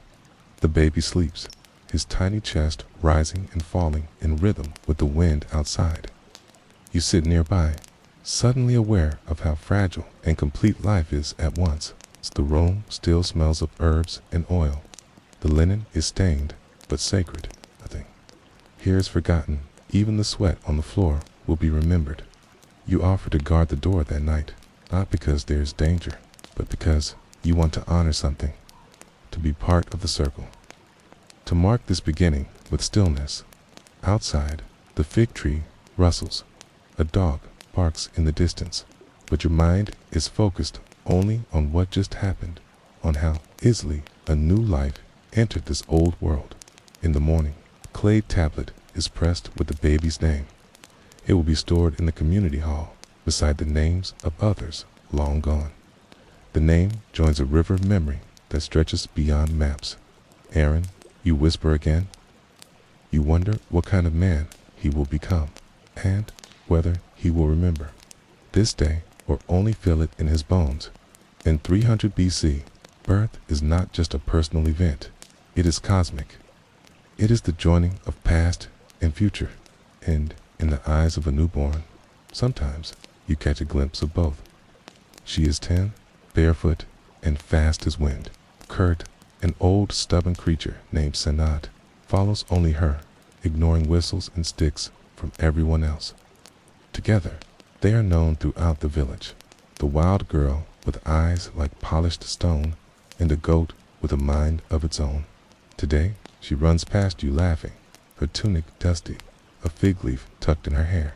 Snot, trotting behind like royalty. Her name is Allah, and she speaks more to animals than to people. You once saw her whisper to a bird with a broken wing. Ta. Next day, it flew. Some say she was born under a comet. Those believe she was kissed by a spirit. You only know that when she's near, things feel lighter, as if the day leans toward joy. This morning, she leads Senate to the high field, where grass still grows despite the sun's cruelty. You follow at a distance, pretending to gather reeds. She doesn't seem to mind your presence, or perhaps she just knows you need the silence she carries. She hums as she walks, a song you've never heard and yet feels familiar. Senate stops and refuses to move.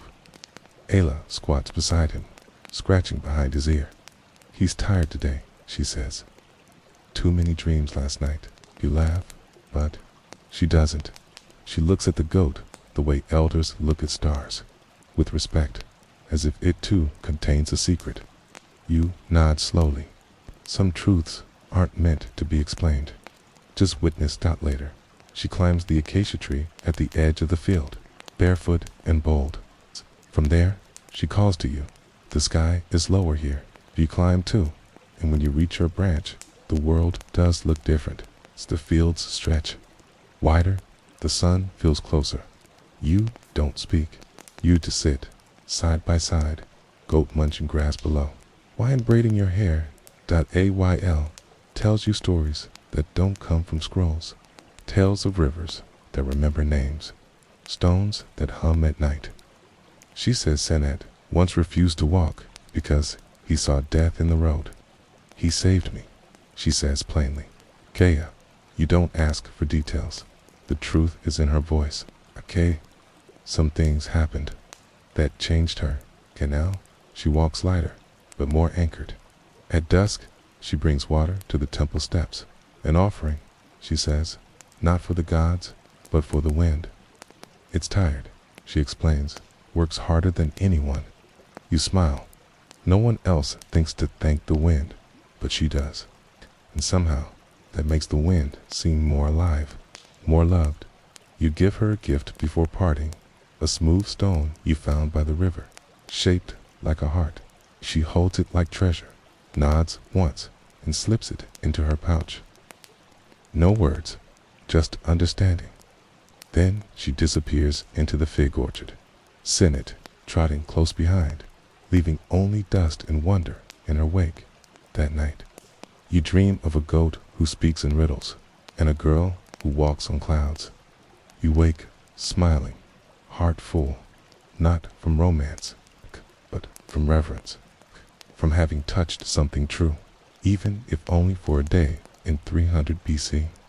The most magical people aren't found in temples or scrolls.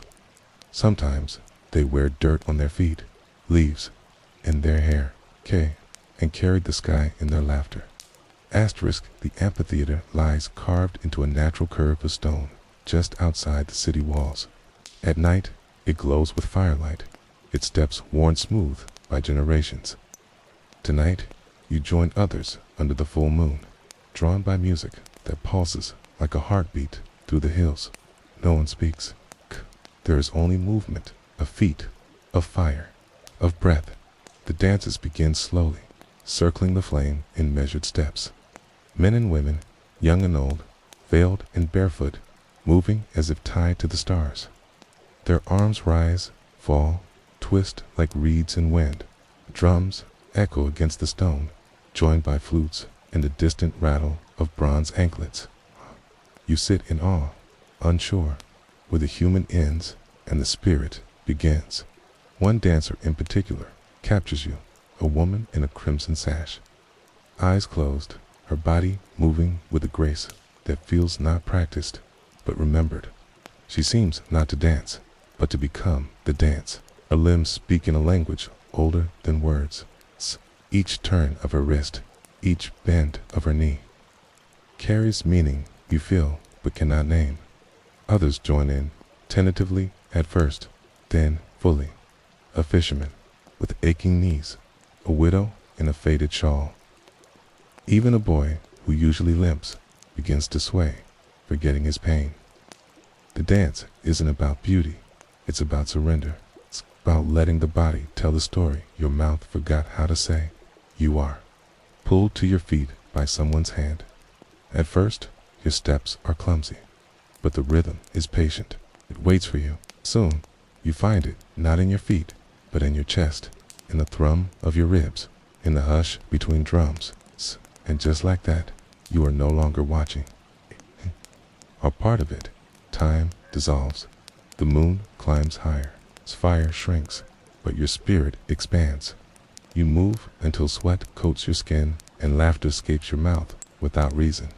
You dance with strangers whose names you don't know yet.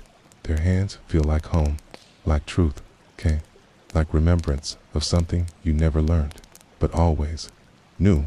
When the music softens and the steps slow, everyone sits again, not because they are tired, but because something sacred has passed through. A blessing, brief and ungraspable, like mist. The crimson dancer walks past you, her gaze steady. She touches your shoulder and smiles. That moment alone could last a lifetime. Before leaving, you place a stone in the circle, a tradition for those who danced. Silent thank you to the wet moon, to the earth, to the fire, to the self you became for a little while.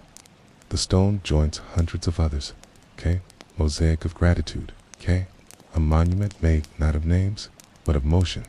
As you walk back under the stars, the rhythm still hums in your veins. You feel taller, lighter, more alive. You whisper to the moon, I remember. It says nothing, but shines a little brighter. In 300 BC, dance is not performance. It is communion. It is memory etched into motion.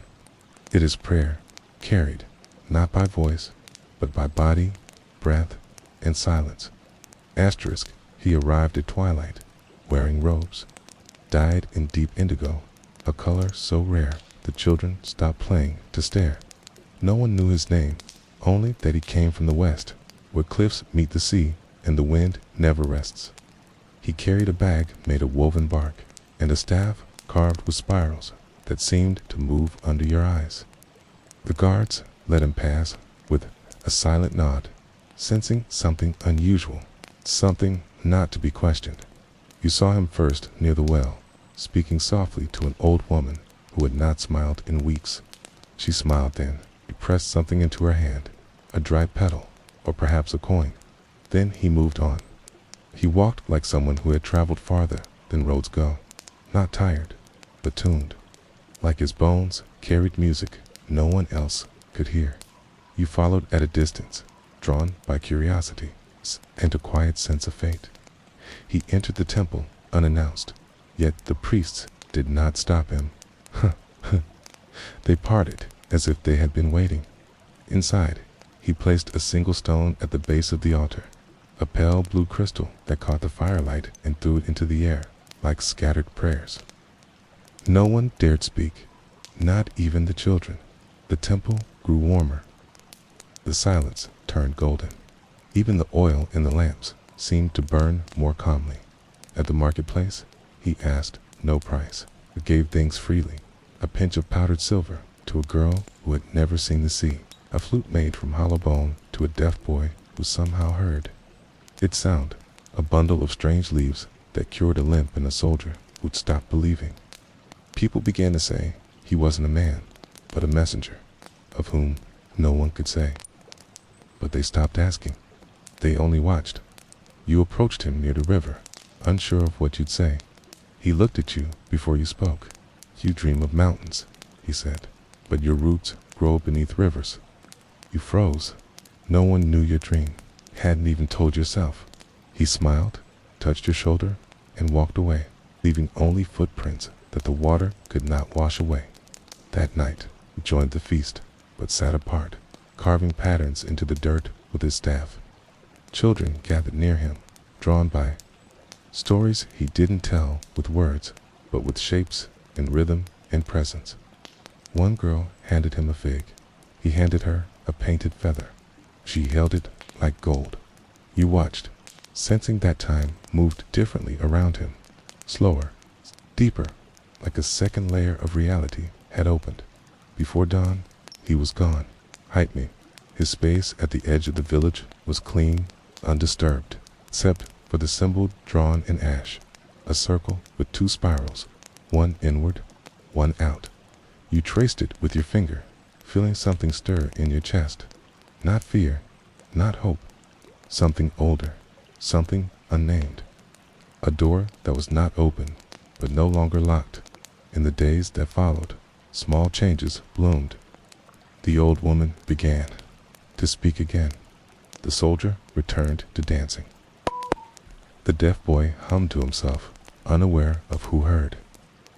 And you started carving spirals into your baskets, into your thoughts, into your dreams, not because you understood, but because it helped you listen. You sometimes wonder if he was real, if you dreamed him, like the mountain you once saw in sleep. But then you find blue crystals in the dirt, or see a spiral in the clouds, or hear someone hum a song no one taught them, and you know, he passed through, not to stay. Just to remind, in 300 BC, not all visitors come with purpose. Some come with presence, and leave behind not stories, but seeds that grow in the soul long after the footprints have disappeared. The buzz begins softly at dawn, just outside the village, near the old almond grove. You follow the sound like a thread through the trees, until you reach her, a woman dressed in faded linen, veil wrapped tight, her arms outstretched among swarms. Bees crawl over her fingers, her arms, her lips, but do not sting. They move like breath around her, as if she is not a person, but a season. She is known as the mother of bees, though no one knows her birth name. She lives in a mud brick house with walls perfumed by honeycomb and smoke. You knock once, and she opens without surprise, as if she already knew you were coming.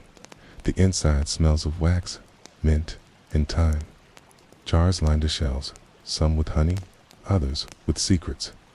She gestures for you to sit, then continues her work, crushing dried herbs with a mortar made of black stone. You came to learn.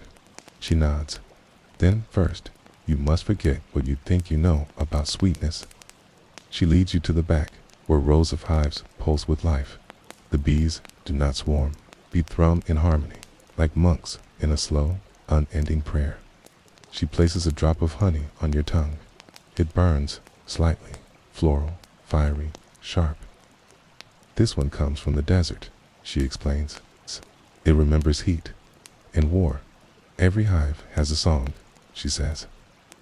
Each colony holds knowledge of flowers, of droughts, of the winds that carry stories from mountain to coast. She teaches you how to approach without fear, how to speak with smoke and rhythm. The bees sense your thoughts. She warns. If you lie to them, they'll know. You breathe deeply. You enter slowly, and somehow they let you in. You spend the day learning how to pour honey without waking the hive, how to read the color of pollen, how to ask permission from the queen. She shows you a broken hive, split by frost. Not all homes survive winter, she says, but that doesn't mean the memory is lost. She takes a single surviving bee and places it near a new bloom. It begins again. By midday, your arms are sticky and your heart is full. You taste honey from a high-altitude flower. It makes you weep, though you don't know why. She nods. Some sweetness reminds us what we've forgotten. That's the most dangerous kind. She hands you a jar, sealed with wax and tied with red thread. Keep it near your bed. Open only when you've lost your way. That night, the dreams come of flying, of humming, of waking with wings. You feel something ancient moving through you. It's not fear, not wonder, just a quiet certainty that something small and golden now lives inside you. Waiting. In the days after, you see bees differently. Their movement becomes music. Their purpose becomes mirror. You find yourself listening more, speaking less. World doesn't seem louder, only more alive. In 300 BC, the bee is not a nuisance. It is a teacher, and those who follow its path learn that sweetness, when truly earned, is the most powerful form of memory. Asterisk, the sculptor, lives near the quarry, where wind cuts the stone before the chisel does. His home is part workshop, part sanctuary, carved into the base of a limestone hill. You reach it by walking past olive groves and cicadas, and by the time you arrive, the air already smells of dust and echoes. He greets you, not with words, but with a nod, and gestures to a seat beside a slab of half-formed marble. The tools lie in perfect order: mallets, chisels, rasps, each worn from years of repetition. The sculptor moves slowly, measuring with fingers and breath, not rulers. You expect something loud and dramatic. Instead, the first strike is soft, gentle, like coaxing a secret out of stone. You must listen more than you strike, he says finally, his voice deep as caves. You ask what he's carving. He shrugs. The stone will tell me. You think he's joking, but then he places your hand on the surface. Feel that? It's not smooth. It's not ready. He chips a fragment away and has you feel again. Now, it breathes. You can't explain it, but you understand. Somehow, the stone is changing, and so are you. He shows you unfinished pieces, a face without eyes, a hand mid-reach, a lion's mane frozen in wind. Some things are never finished, he says. But that doesn't mean they're incomplete. He lets you try, and your first cut is too deep. You flinch. Good, he says. Now you'll remember what it means to be careful. By midday, your arms ache, and the air is thick with powder. You step outside and wash your hands in the basin. The water turns white instantly. The sculptor sits beside you, drinking slowly from a wooden cup. People think we carve statues, he says. But really, we carve silence. We remove everything that isn't the truth. He leads you to a hidden cave behind his workshop. Inside are hundreds of faces carved into the walls, some smiling, others screaming, most just watching. These are my dreams, he says, or maybe my memories. You don't ask which, you simply stand still, letting the stone people look through you. One sculpture near the entrance catches your eye, a child holding a bird. The detail is delicate, so precise it seems alive. You ask who it was. The sculptor doesn't answer. He only lights a candle and places it near the base. The flame flickers upward, casting moving shadows across the face. The child seems to breathe. You step back, heart heavy with a kind of longing you can't name, before you leave. He hands you a stone, rough, unshaped, cold. Keep it, he says. When you're ready, you'll know what it wants to become. You walk away feeling like you carry more than a rock. You carry a question, a future, a conversation waiting to happen. That night, you stare at the stone. You hold it close. You wonder what part of yourself is hidden inside, waiting to be freed. You fall asleep with it beside you, dreaming of hands moving through stone like wind, through leaves. In 300 BC, art is not ornament, it is excavation.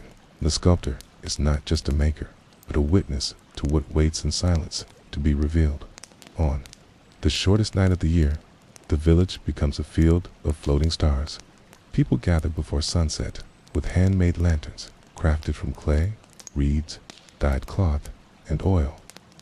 Children race through the streets, their lamps wobbling in laughter. Elders sit by the fire, tying strings and whispering blessings into flames. You are given your own lantern, blank and fragile, like a wish not yet formed. The festival begins with silence. The priest lights the central flame, and from there, the fire spreads from one wick to another until the village glows like the inside of a living jewel. 8. Each person steps forward, holding their lantern to the sky, murmuring words to quiet, to hear, not prayers, exactly, more like intentions, regrets, hopes, too delicate for daylight. You whisper into yours, unsure what to say. So you say everything. Speak of the person you want to become, of the sadness you hide in your bones, of the laughter you miss from someone long gone. The flame inside your lantern flickers as if it understands.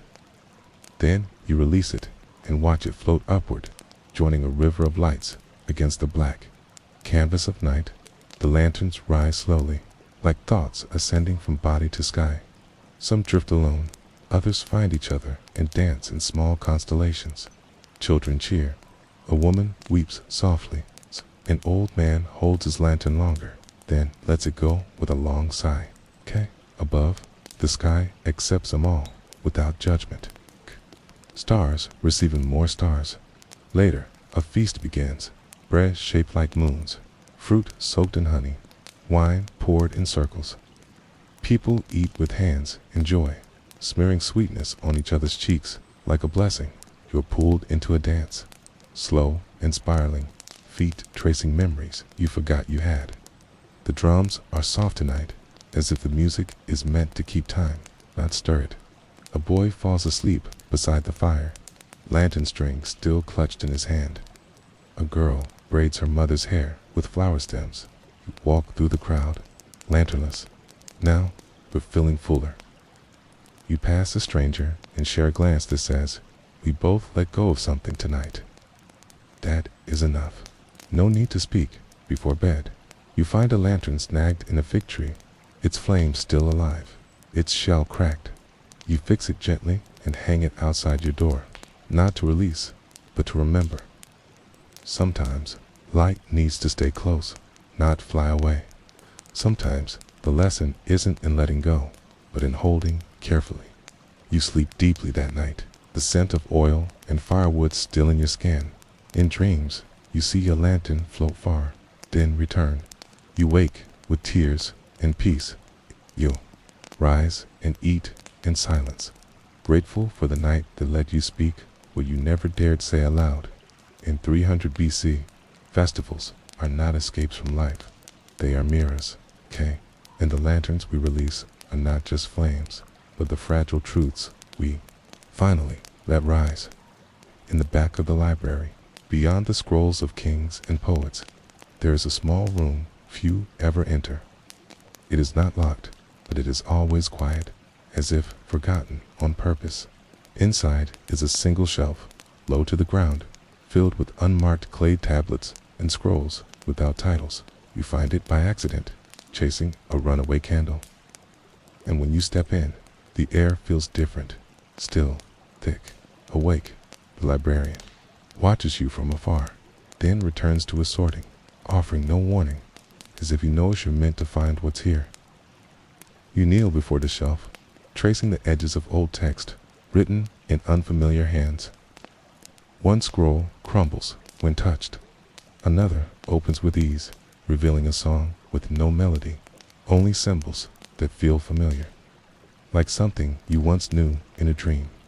The room is filled with things that were never finished. Half-written prayers, stories without endings, names with no faces. It is, the librarian later tells you, the book of forgotten things. Not because they don't matter, he explains, but because they were never seen. Your breath catches. You suddenly understand the ache in the air. You find a piece of pottery etched with a child's drawing, a fish, a bird, a smile. No words, just joy frozen in clay. Find a letter never sent, addressed to a name erased by time. You read it aloud anyway, voice trembling. Somehow, the room grows warmer, as if someone, somewhere, finally heard it. You stay for hours, touching what others discarded, feeling their weight. You don't know who wrote these things, but their longing is in the air, unfinished, unclaimed, but no less real. You begin to cry, quietly, not from sadness, but from recognition. You too have left things unsaid, unwritten. You too belong. On this shelf, the librarian brings you a fresh tablet and a dull stylus. He nods once. No instructions. You know what to do. To sit, and you begin to write. Not perfectly, not even clearly. It's honestly. You write a memory no one knows. It's a truth you've never told. A story with no ending, and that's okay. When you're done, you leave it on the shelf among the others. It no longer feels forgotten. Before leaving, you whisper thank you to the room. The walls don't answer, but something settles inside you. A soft, quiet courage. You walk out lighter, not because you let something go, but because you gave it a home. And it's enough in 300 BC. Not every truth becomes legend. Some are placed gently on a shelf in a room no one visits. Those who do, they carry those stories with them forever, like ashes, like seeds. Asterisks. It began with a whisper, a hum so soft you thought it was your breath. At the edge of the quarry, half buried in red dust, you found a stone, unlike the others. It was smooth, cold, perfectly round, but what drew you wasn't its shape, it was the sound. When you placed your hand on it, you felt a vibration, like a pulse. A rhythm, not born of wind or earth, but of memory. You brought it to the village. The elders examined it. Some said it was sacred. Others dismissed it as echoing metal. But the old blind storyteller touched it and grew still. This, she whispered, is a songstone. You asked what that meant? She smiled. Some stones remember. They don't speak in words. They sing, but only when someone is ready to hear. At first, you heard nothing more. You placed it near your bed, beside the bird carving and the goat stone, waiting. Days passed. Then, one night, when the wind was quiet and your heart restless, you leaned in and heard it, faint, distant, beautiful. A melody that seemed both ancient and yours. It had no words, and yet it spoke of loss, joy, longing, and something just beyond reach. You carried the stone to the sculptor. He listened with his fingers and nodded. It's not finished, he said. Tease, K. You realized then, the stone had once been part of something larger, a statue, a tool, a monument. Whatever it was, it had been broken, and still, it sang. Not in spite of the break, but because of it. The melody came from its fracture. You began to keep it close, not as an artifact, but as a companion. When you were afraid, it hummed steadier. When you were joyful, it rang brighter. It didn't change your fate, didn't reveal secrets. It reminded you that wholeness is not a requirement for beauty. That sometimes the cracks are where the song lives. One night, during a storm, the stone fell and chipped. You panicked. But when you touched it, the melody had changed, not lost, but deepened. A new note had emerged, sorrowful and strong. It reminded you of someone you loved and lost. And in that moment, the pain you'd buried returned, not to harm, but to be heard.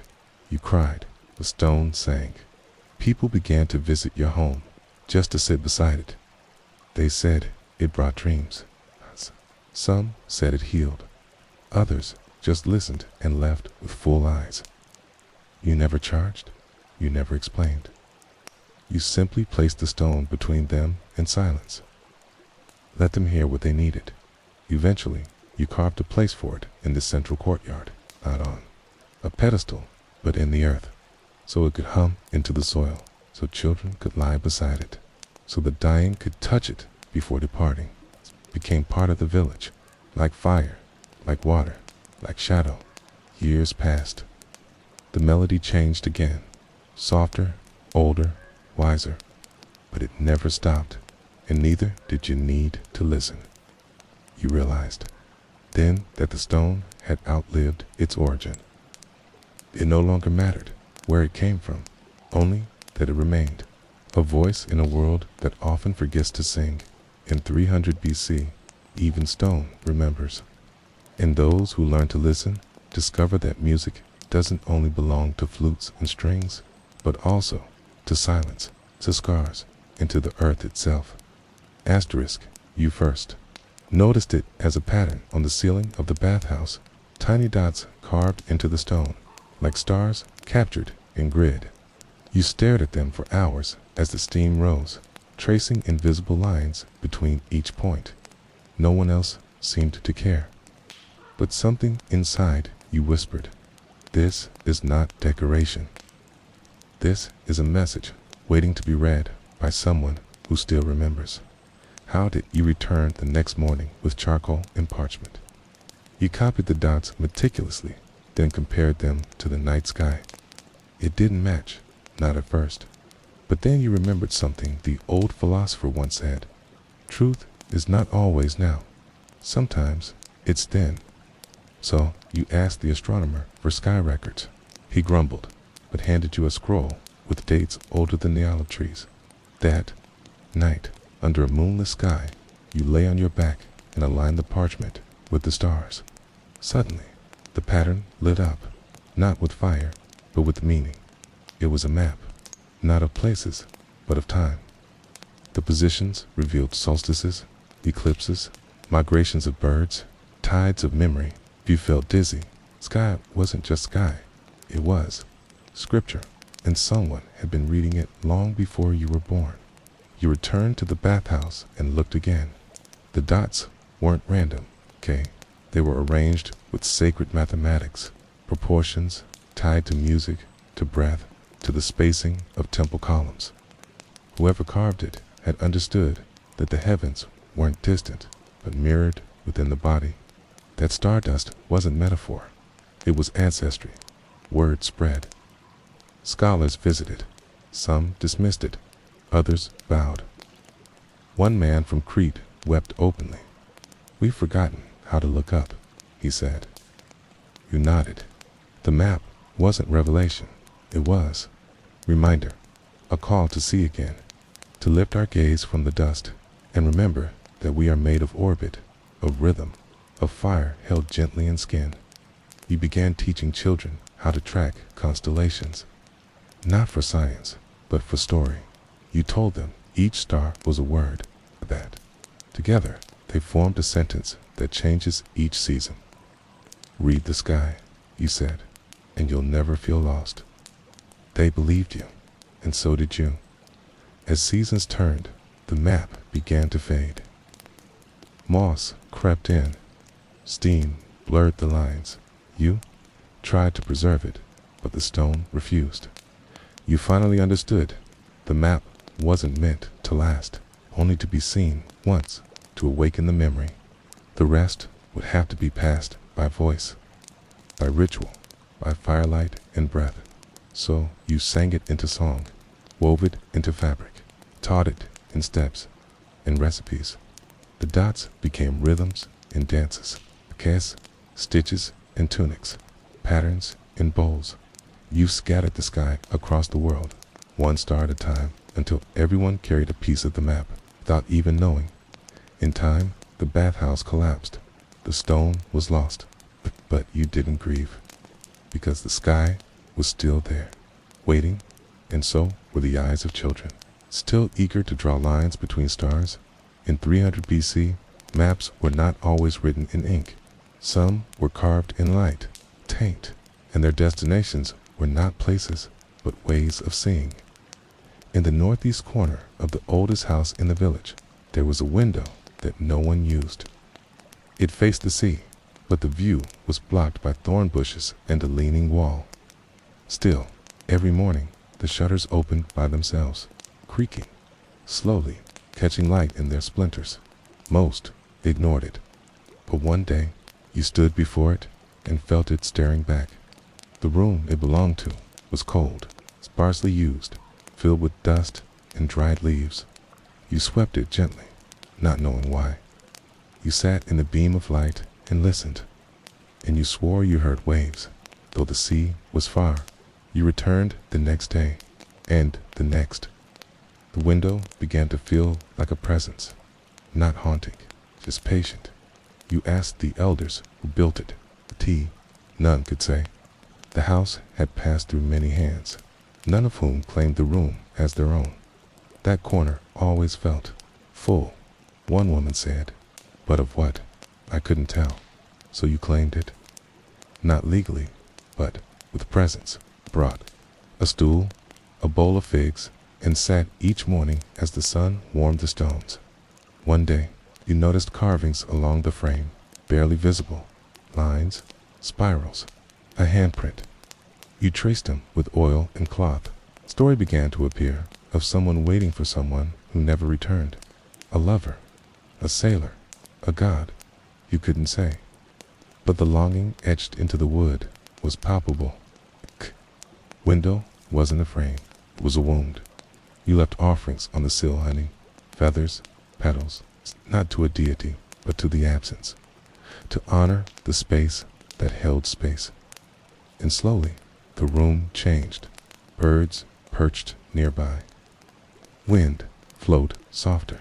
Visitors began to pause, standing quietly before moving on. Children whispered into the light. Something old had awakened. You wrote poems in that corner, drew maps, wept, prayed. You learned that stillness can be its own form of worship, that some places are altars without names, that a window facing nothing might, in fact, face everything. Years later, when the house was sold, you returned to say goodbye. The new owner planned to wall off the room. You asked for one favor, leave the window. He looked confused, but agreed. When you returned much later, it was still there, open, sunlit, quiet, still watching in 300 BC. Not all sacred things have temples. Some are hidden in corners, behind dust, beneath silence. And the holiest windows are not those that show the world, but those that remind you to sit, to see, to wait. Asterisk, it was hidden behind the oldest wall, where moss clung like memory and ivy strangled stone. You discovered it by accident, following a cat through an alley too narrow for grown men. Beyond the crack in the wall was a space, not large, not bright, but alive. Ferns grew from the cracks. Violets twisted toward slivers of light. And at the center, a fig tree bent in on itself, yet bore fruit as if kissed by the gods.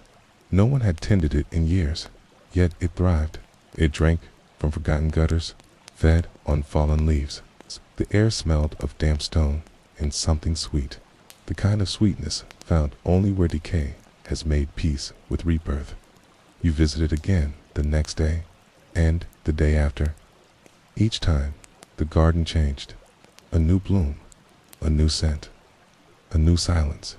You brought seeds in your pocket, mint, coriander, basil, and planted them carefully, not disturbing what already lived there. They took root faster than they should have. You whispered to them as you worked, unsure if it mattered, certain that it did. Birds began to nest in the vines. Lizards sunned themselves on the crooked wall. The shadowed space became sanctuary. You never told anyone, not out of greed, but protection. Some places need privacy to grow. You left no markings, brought no tools, only hands, water, and time. The garden gave back more than you gave in. Clarity, stillness, a sense of being welcomed by something older than architecture. You came to feel that the garden wasn't hidden. It was waiting. One afternoon, you found a stone bowl half buried near the tree. Inside it, coins, buttons, a bone carving of a hand. Offerings. You weren't the first. Others had found the garden before you and left parts of themselves behind. You added a reed bracelet, a dried apricot, a line of poetry on papyrus. You buried them gently, like seeds. The garden accepted them. Rain filled the space with song. You stayed through a storm once, soaked and shivering, yet peaceful.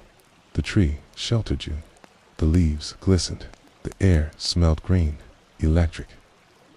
You closed your eyes and felt part of the root work. Not visitor, not gardener. Just another organism, invited to breathe. Their seasons changed. The garden did too. Some plants died, others flourished. The fig tree bore fewer fruits, but deeper shade. You didn't mourn the changes. You adapted with them. That's how you learned what most people forget. That shadow is not absence of light, but a kind of protection, a kind of promise. One day, a child followed you. You hesitated, then let them enter. They sat in awe, silent.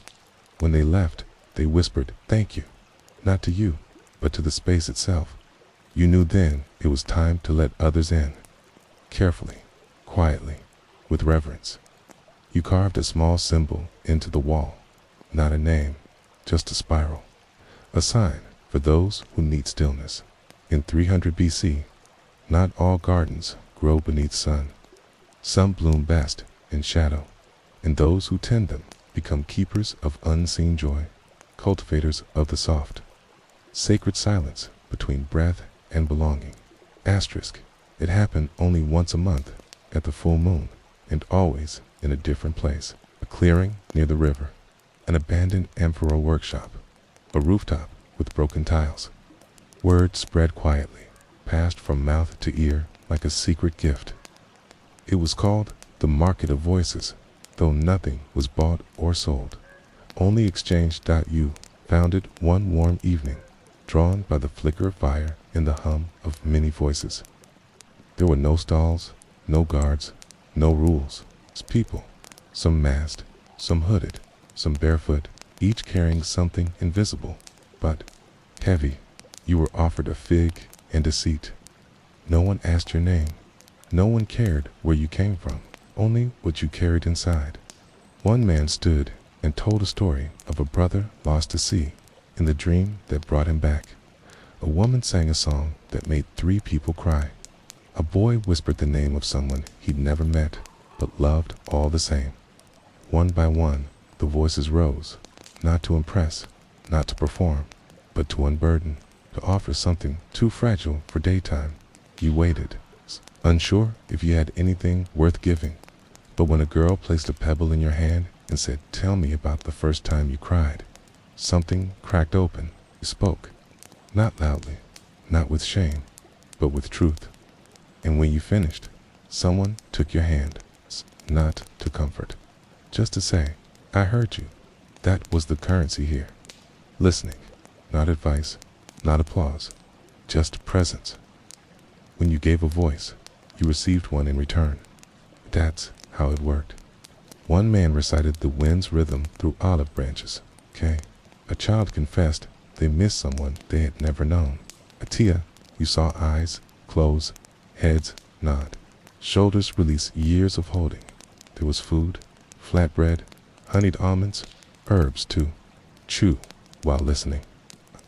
Woman handed out leaves with holes punched in them, like secret language. No one explained. No one needed to. The voices filled the air like incense, rising and wrapping around everyone, making strangers feel like kin. You stayed until the last ember faded. Then everyone left in silence, as if the spell would break with noise. You walked home lighter, unsure what you'd given, but certain something sacred had passed through you. You dreamt of firelight and fig leaves, of names whispered without fear, of voices that became bridges. You returned the next month, and the one after. Sometimes you spoke, sometimes you just listened. Both felt like prayer. You started carrying small offerings, poems, riddles, stories with no end. You learned that vulnerability was a form of abundance. That silence, when shared, becomes music.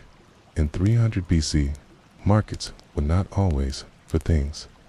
Some were for truths, and the wealth traded there could not be held, only remembered, like breath, like warmth, like the echo of a voice that found a place to land.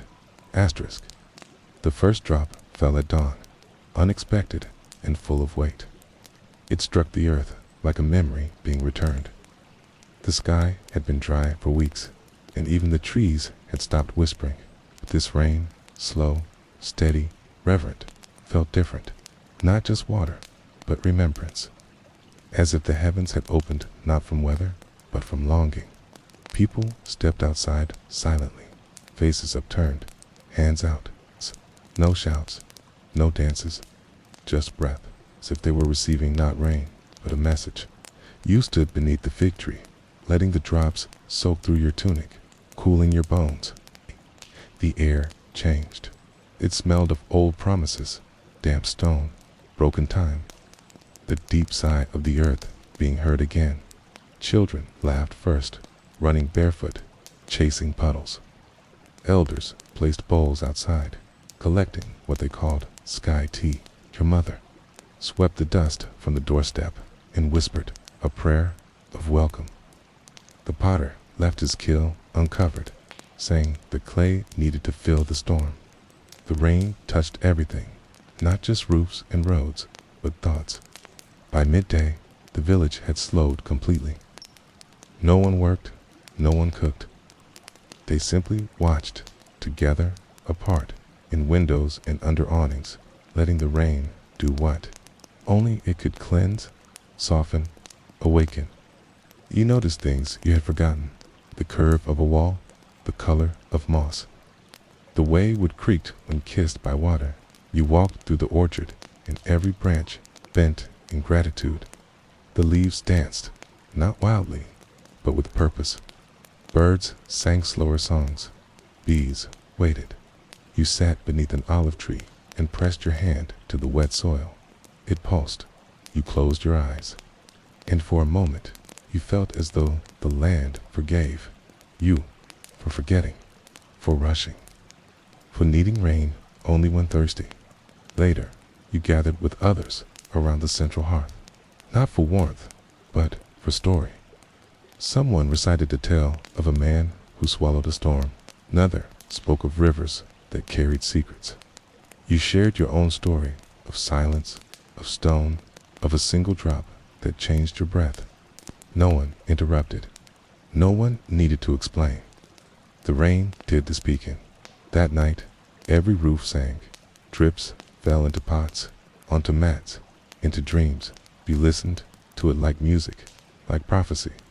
You dreamt of water-shaping mountains, of floods that didn't destroy but revealed, of ancestors dancing in thunderclouds. You woke feeling softened, realigned, not cleansed, but remembered. In the morning, the rain had stopped, but the world glowed. The dust had become fragrance. The cracks had become veins. You walked through the village barefoot, letting mud paint your feet. Everyone moved slower, not from weariness, but from reverence.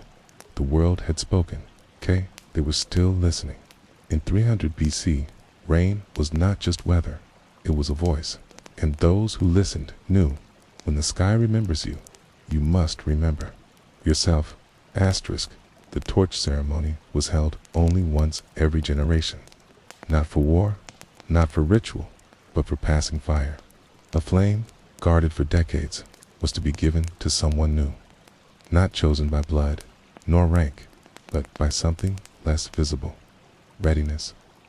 The elders said fire could feel character, that it burned truer in the hands of those who carried both light and shadow without flinching. You had never seen the flame. It was kept in a tower, inside a lantern carved from glass and bone. It had not been extinguished in 78 years. Its warmth was said to be unlike any other, steady, watchful, eternal. As the day approached, whispers rose. Who would be chosen? Would it be the temple boy, the water bearer? You. At dusk, the village gathered in silence. The lantern was brought forth, carried by the last keeper, a woman whose face was more wrinkled than skin, and whose voice had not been heard in 3 winters. She placed it on a stone altar and bowed. "It's a flame," she said. "Choose us now. No instructions, no ceremony. It's waiting." One by one, villagers approached. Some offered gifts, oil, herbs, breath. Others bowed, eyes closed, whispering prayers, but nothing changed. The flame burned constant, uninterested. Then you stepped forward, not with certainty, but with emptiness. You brought no gift, only hands open and a quiet heart. And the flame, flickered.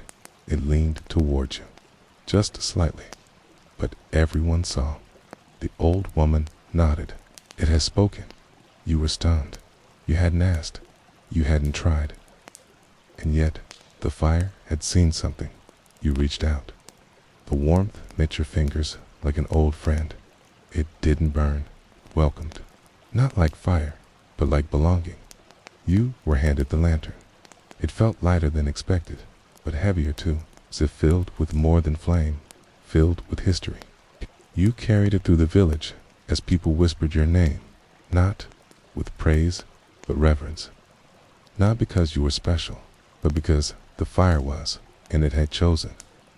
That night, you slept with it beside your bed. Its light flickered softly, casting shapes on the wall. Memories, perhaps, or warnings, or dreams you didn't know. You didn't need to. You understood now that to carry fire was not power. It was responsibility to keep warmth alive. To protect light from wind and pride. In the years that followed, you tended the flame with care. You lit lamps for births, for funerals, for nights when grief stayed too long. You gave fire without noise. You received stories in return. And every time the flame danced in a new way, you listened. In 300 BC, fire was not owned, it was honored. And those who carried it became not masters, but guardians of warmth, of memory, and of the unspoken bond between light and those who choose to keep it alive. Asterisk. It began as a journey, a need to leave, to see what lived beyond the hills. You packed a little, some bread, a knife, the figurine your grandmother gave you, okay? And a scroll with no writing, just lines where you'd fill in what mattered. No one stopped you, but a few hugged longer than usual. One boy gave you a feather. You left before dawn, heart loud, eyes clear. The road curved like a question you were still learning how to ask. You passed villages of stone and mud where people didn't speak your tongue but shared their bread anyway, okay? You slept beneath fig trees, beside rivers, beneath stars. Some nights were safe, some weren't, but each left a mark, a scar, a song, a story for later.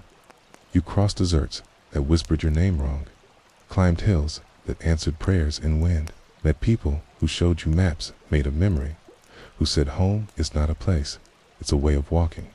You wrote nothing in the scroll, not because there was nothing to say, but because no line could hold what the journey was turning you into.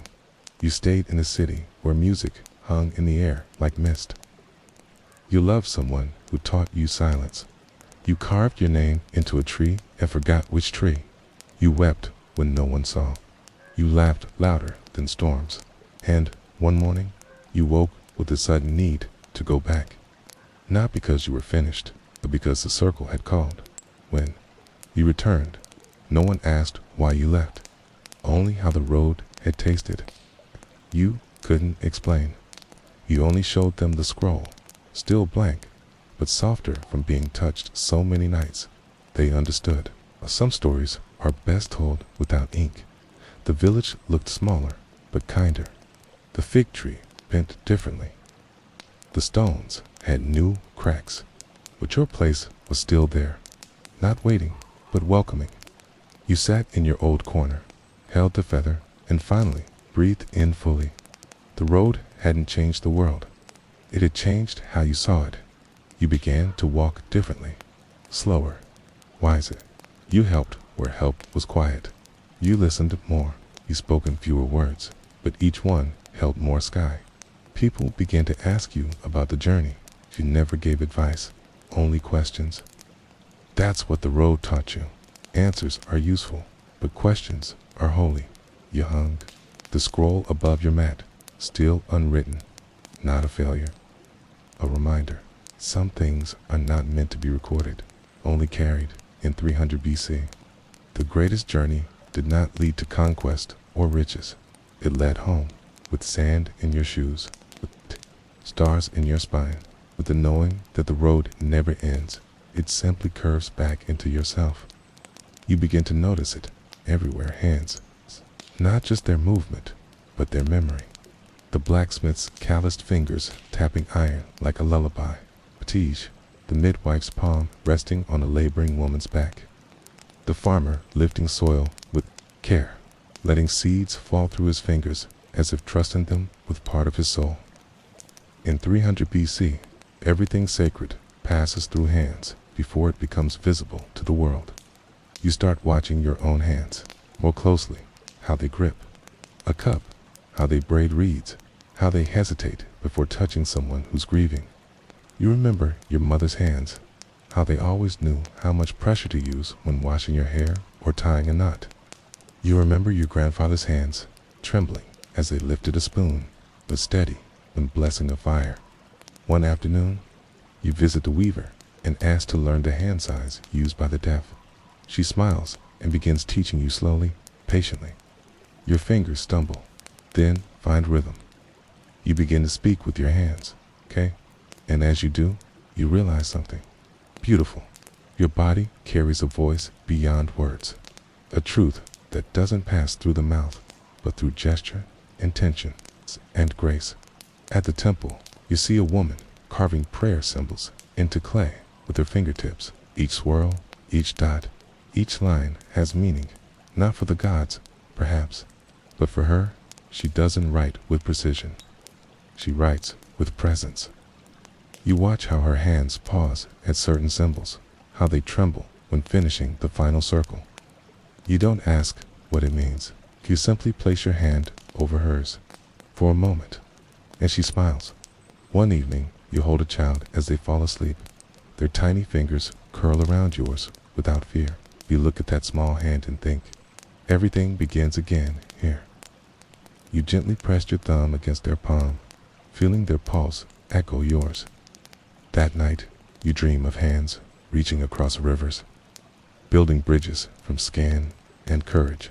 You begin a project, tracing the outlines of people's hands onto parchment. Each print is different, curved, wide, bent, cracked. You ask them to sign their name within it, or draw a symbol. Over time, your wall fills with hundreds of hands. A map of your village's quiet strength. No border, no hierarchy, just gesture, made permanent. A traveler visits and asks what the wall is for. You answer, to remember that we are here, that we touch something. He adds his hand, without question. You don't even ask his name. The shape is enough. A record of contact, of existence, of the unseen language shared in daily kindness. At a funeral, someone places the deceased's handprint on cloth and folds it into the urn. So she keeps holding us, they say. The gesture shatters you. Not in sadness, but in reverence, in awe of the simple ways we tether ourselves to one another, without force, without claim, just presence. You begin to greet others, not with words, but with touch, a shoulder, a forearm, a hand resting over the heart. Slowly, the village follows. Not all the time, but enough that silence becomes full again. Not absence, but understanding. In 300 BC, the world speaks through hands, and those who learn to feel their meaning carry an alphabet older than language one, written in pressure, in warmth, in the sacred act of reaching and being met. Asterisk. It begins with the sunset that lasts longer than it should.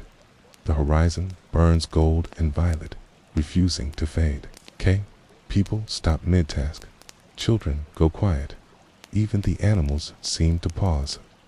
You sit near the old olive tree, breath slow, heart full, watching as the sun performs its slow, final descent for the day and for something more.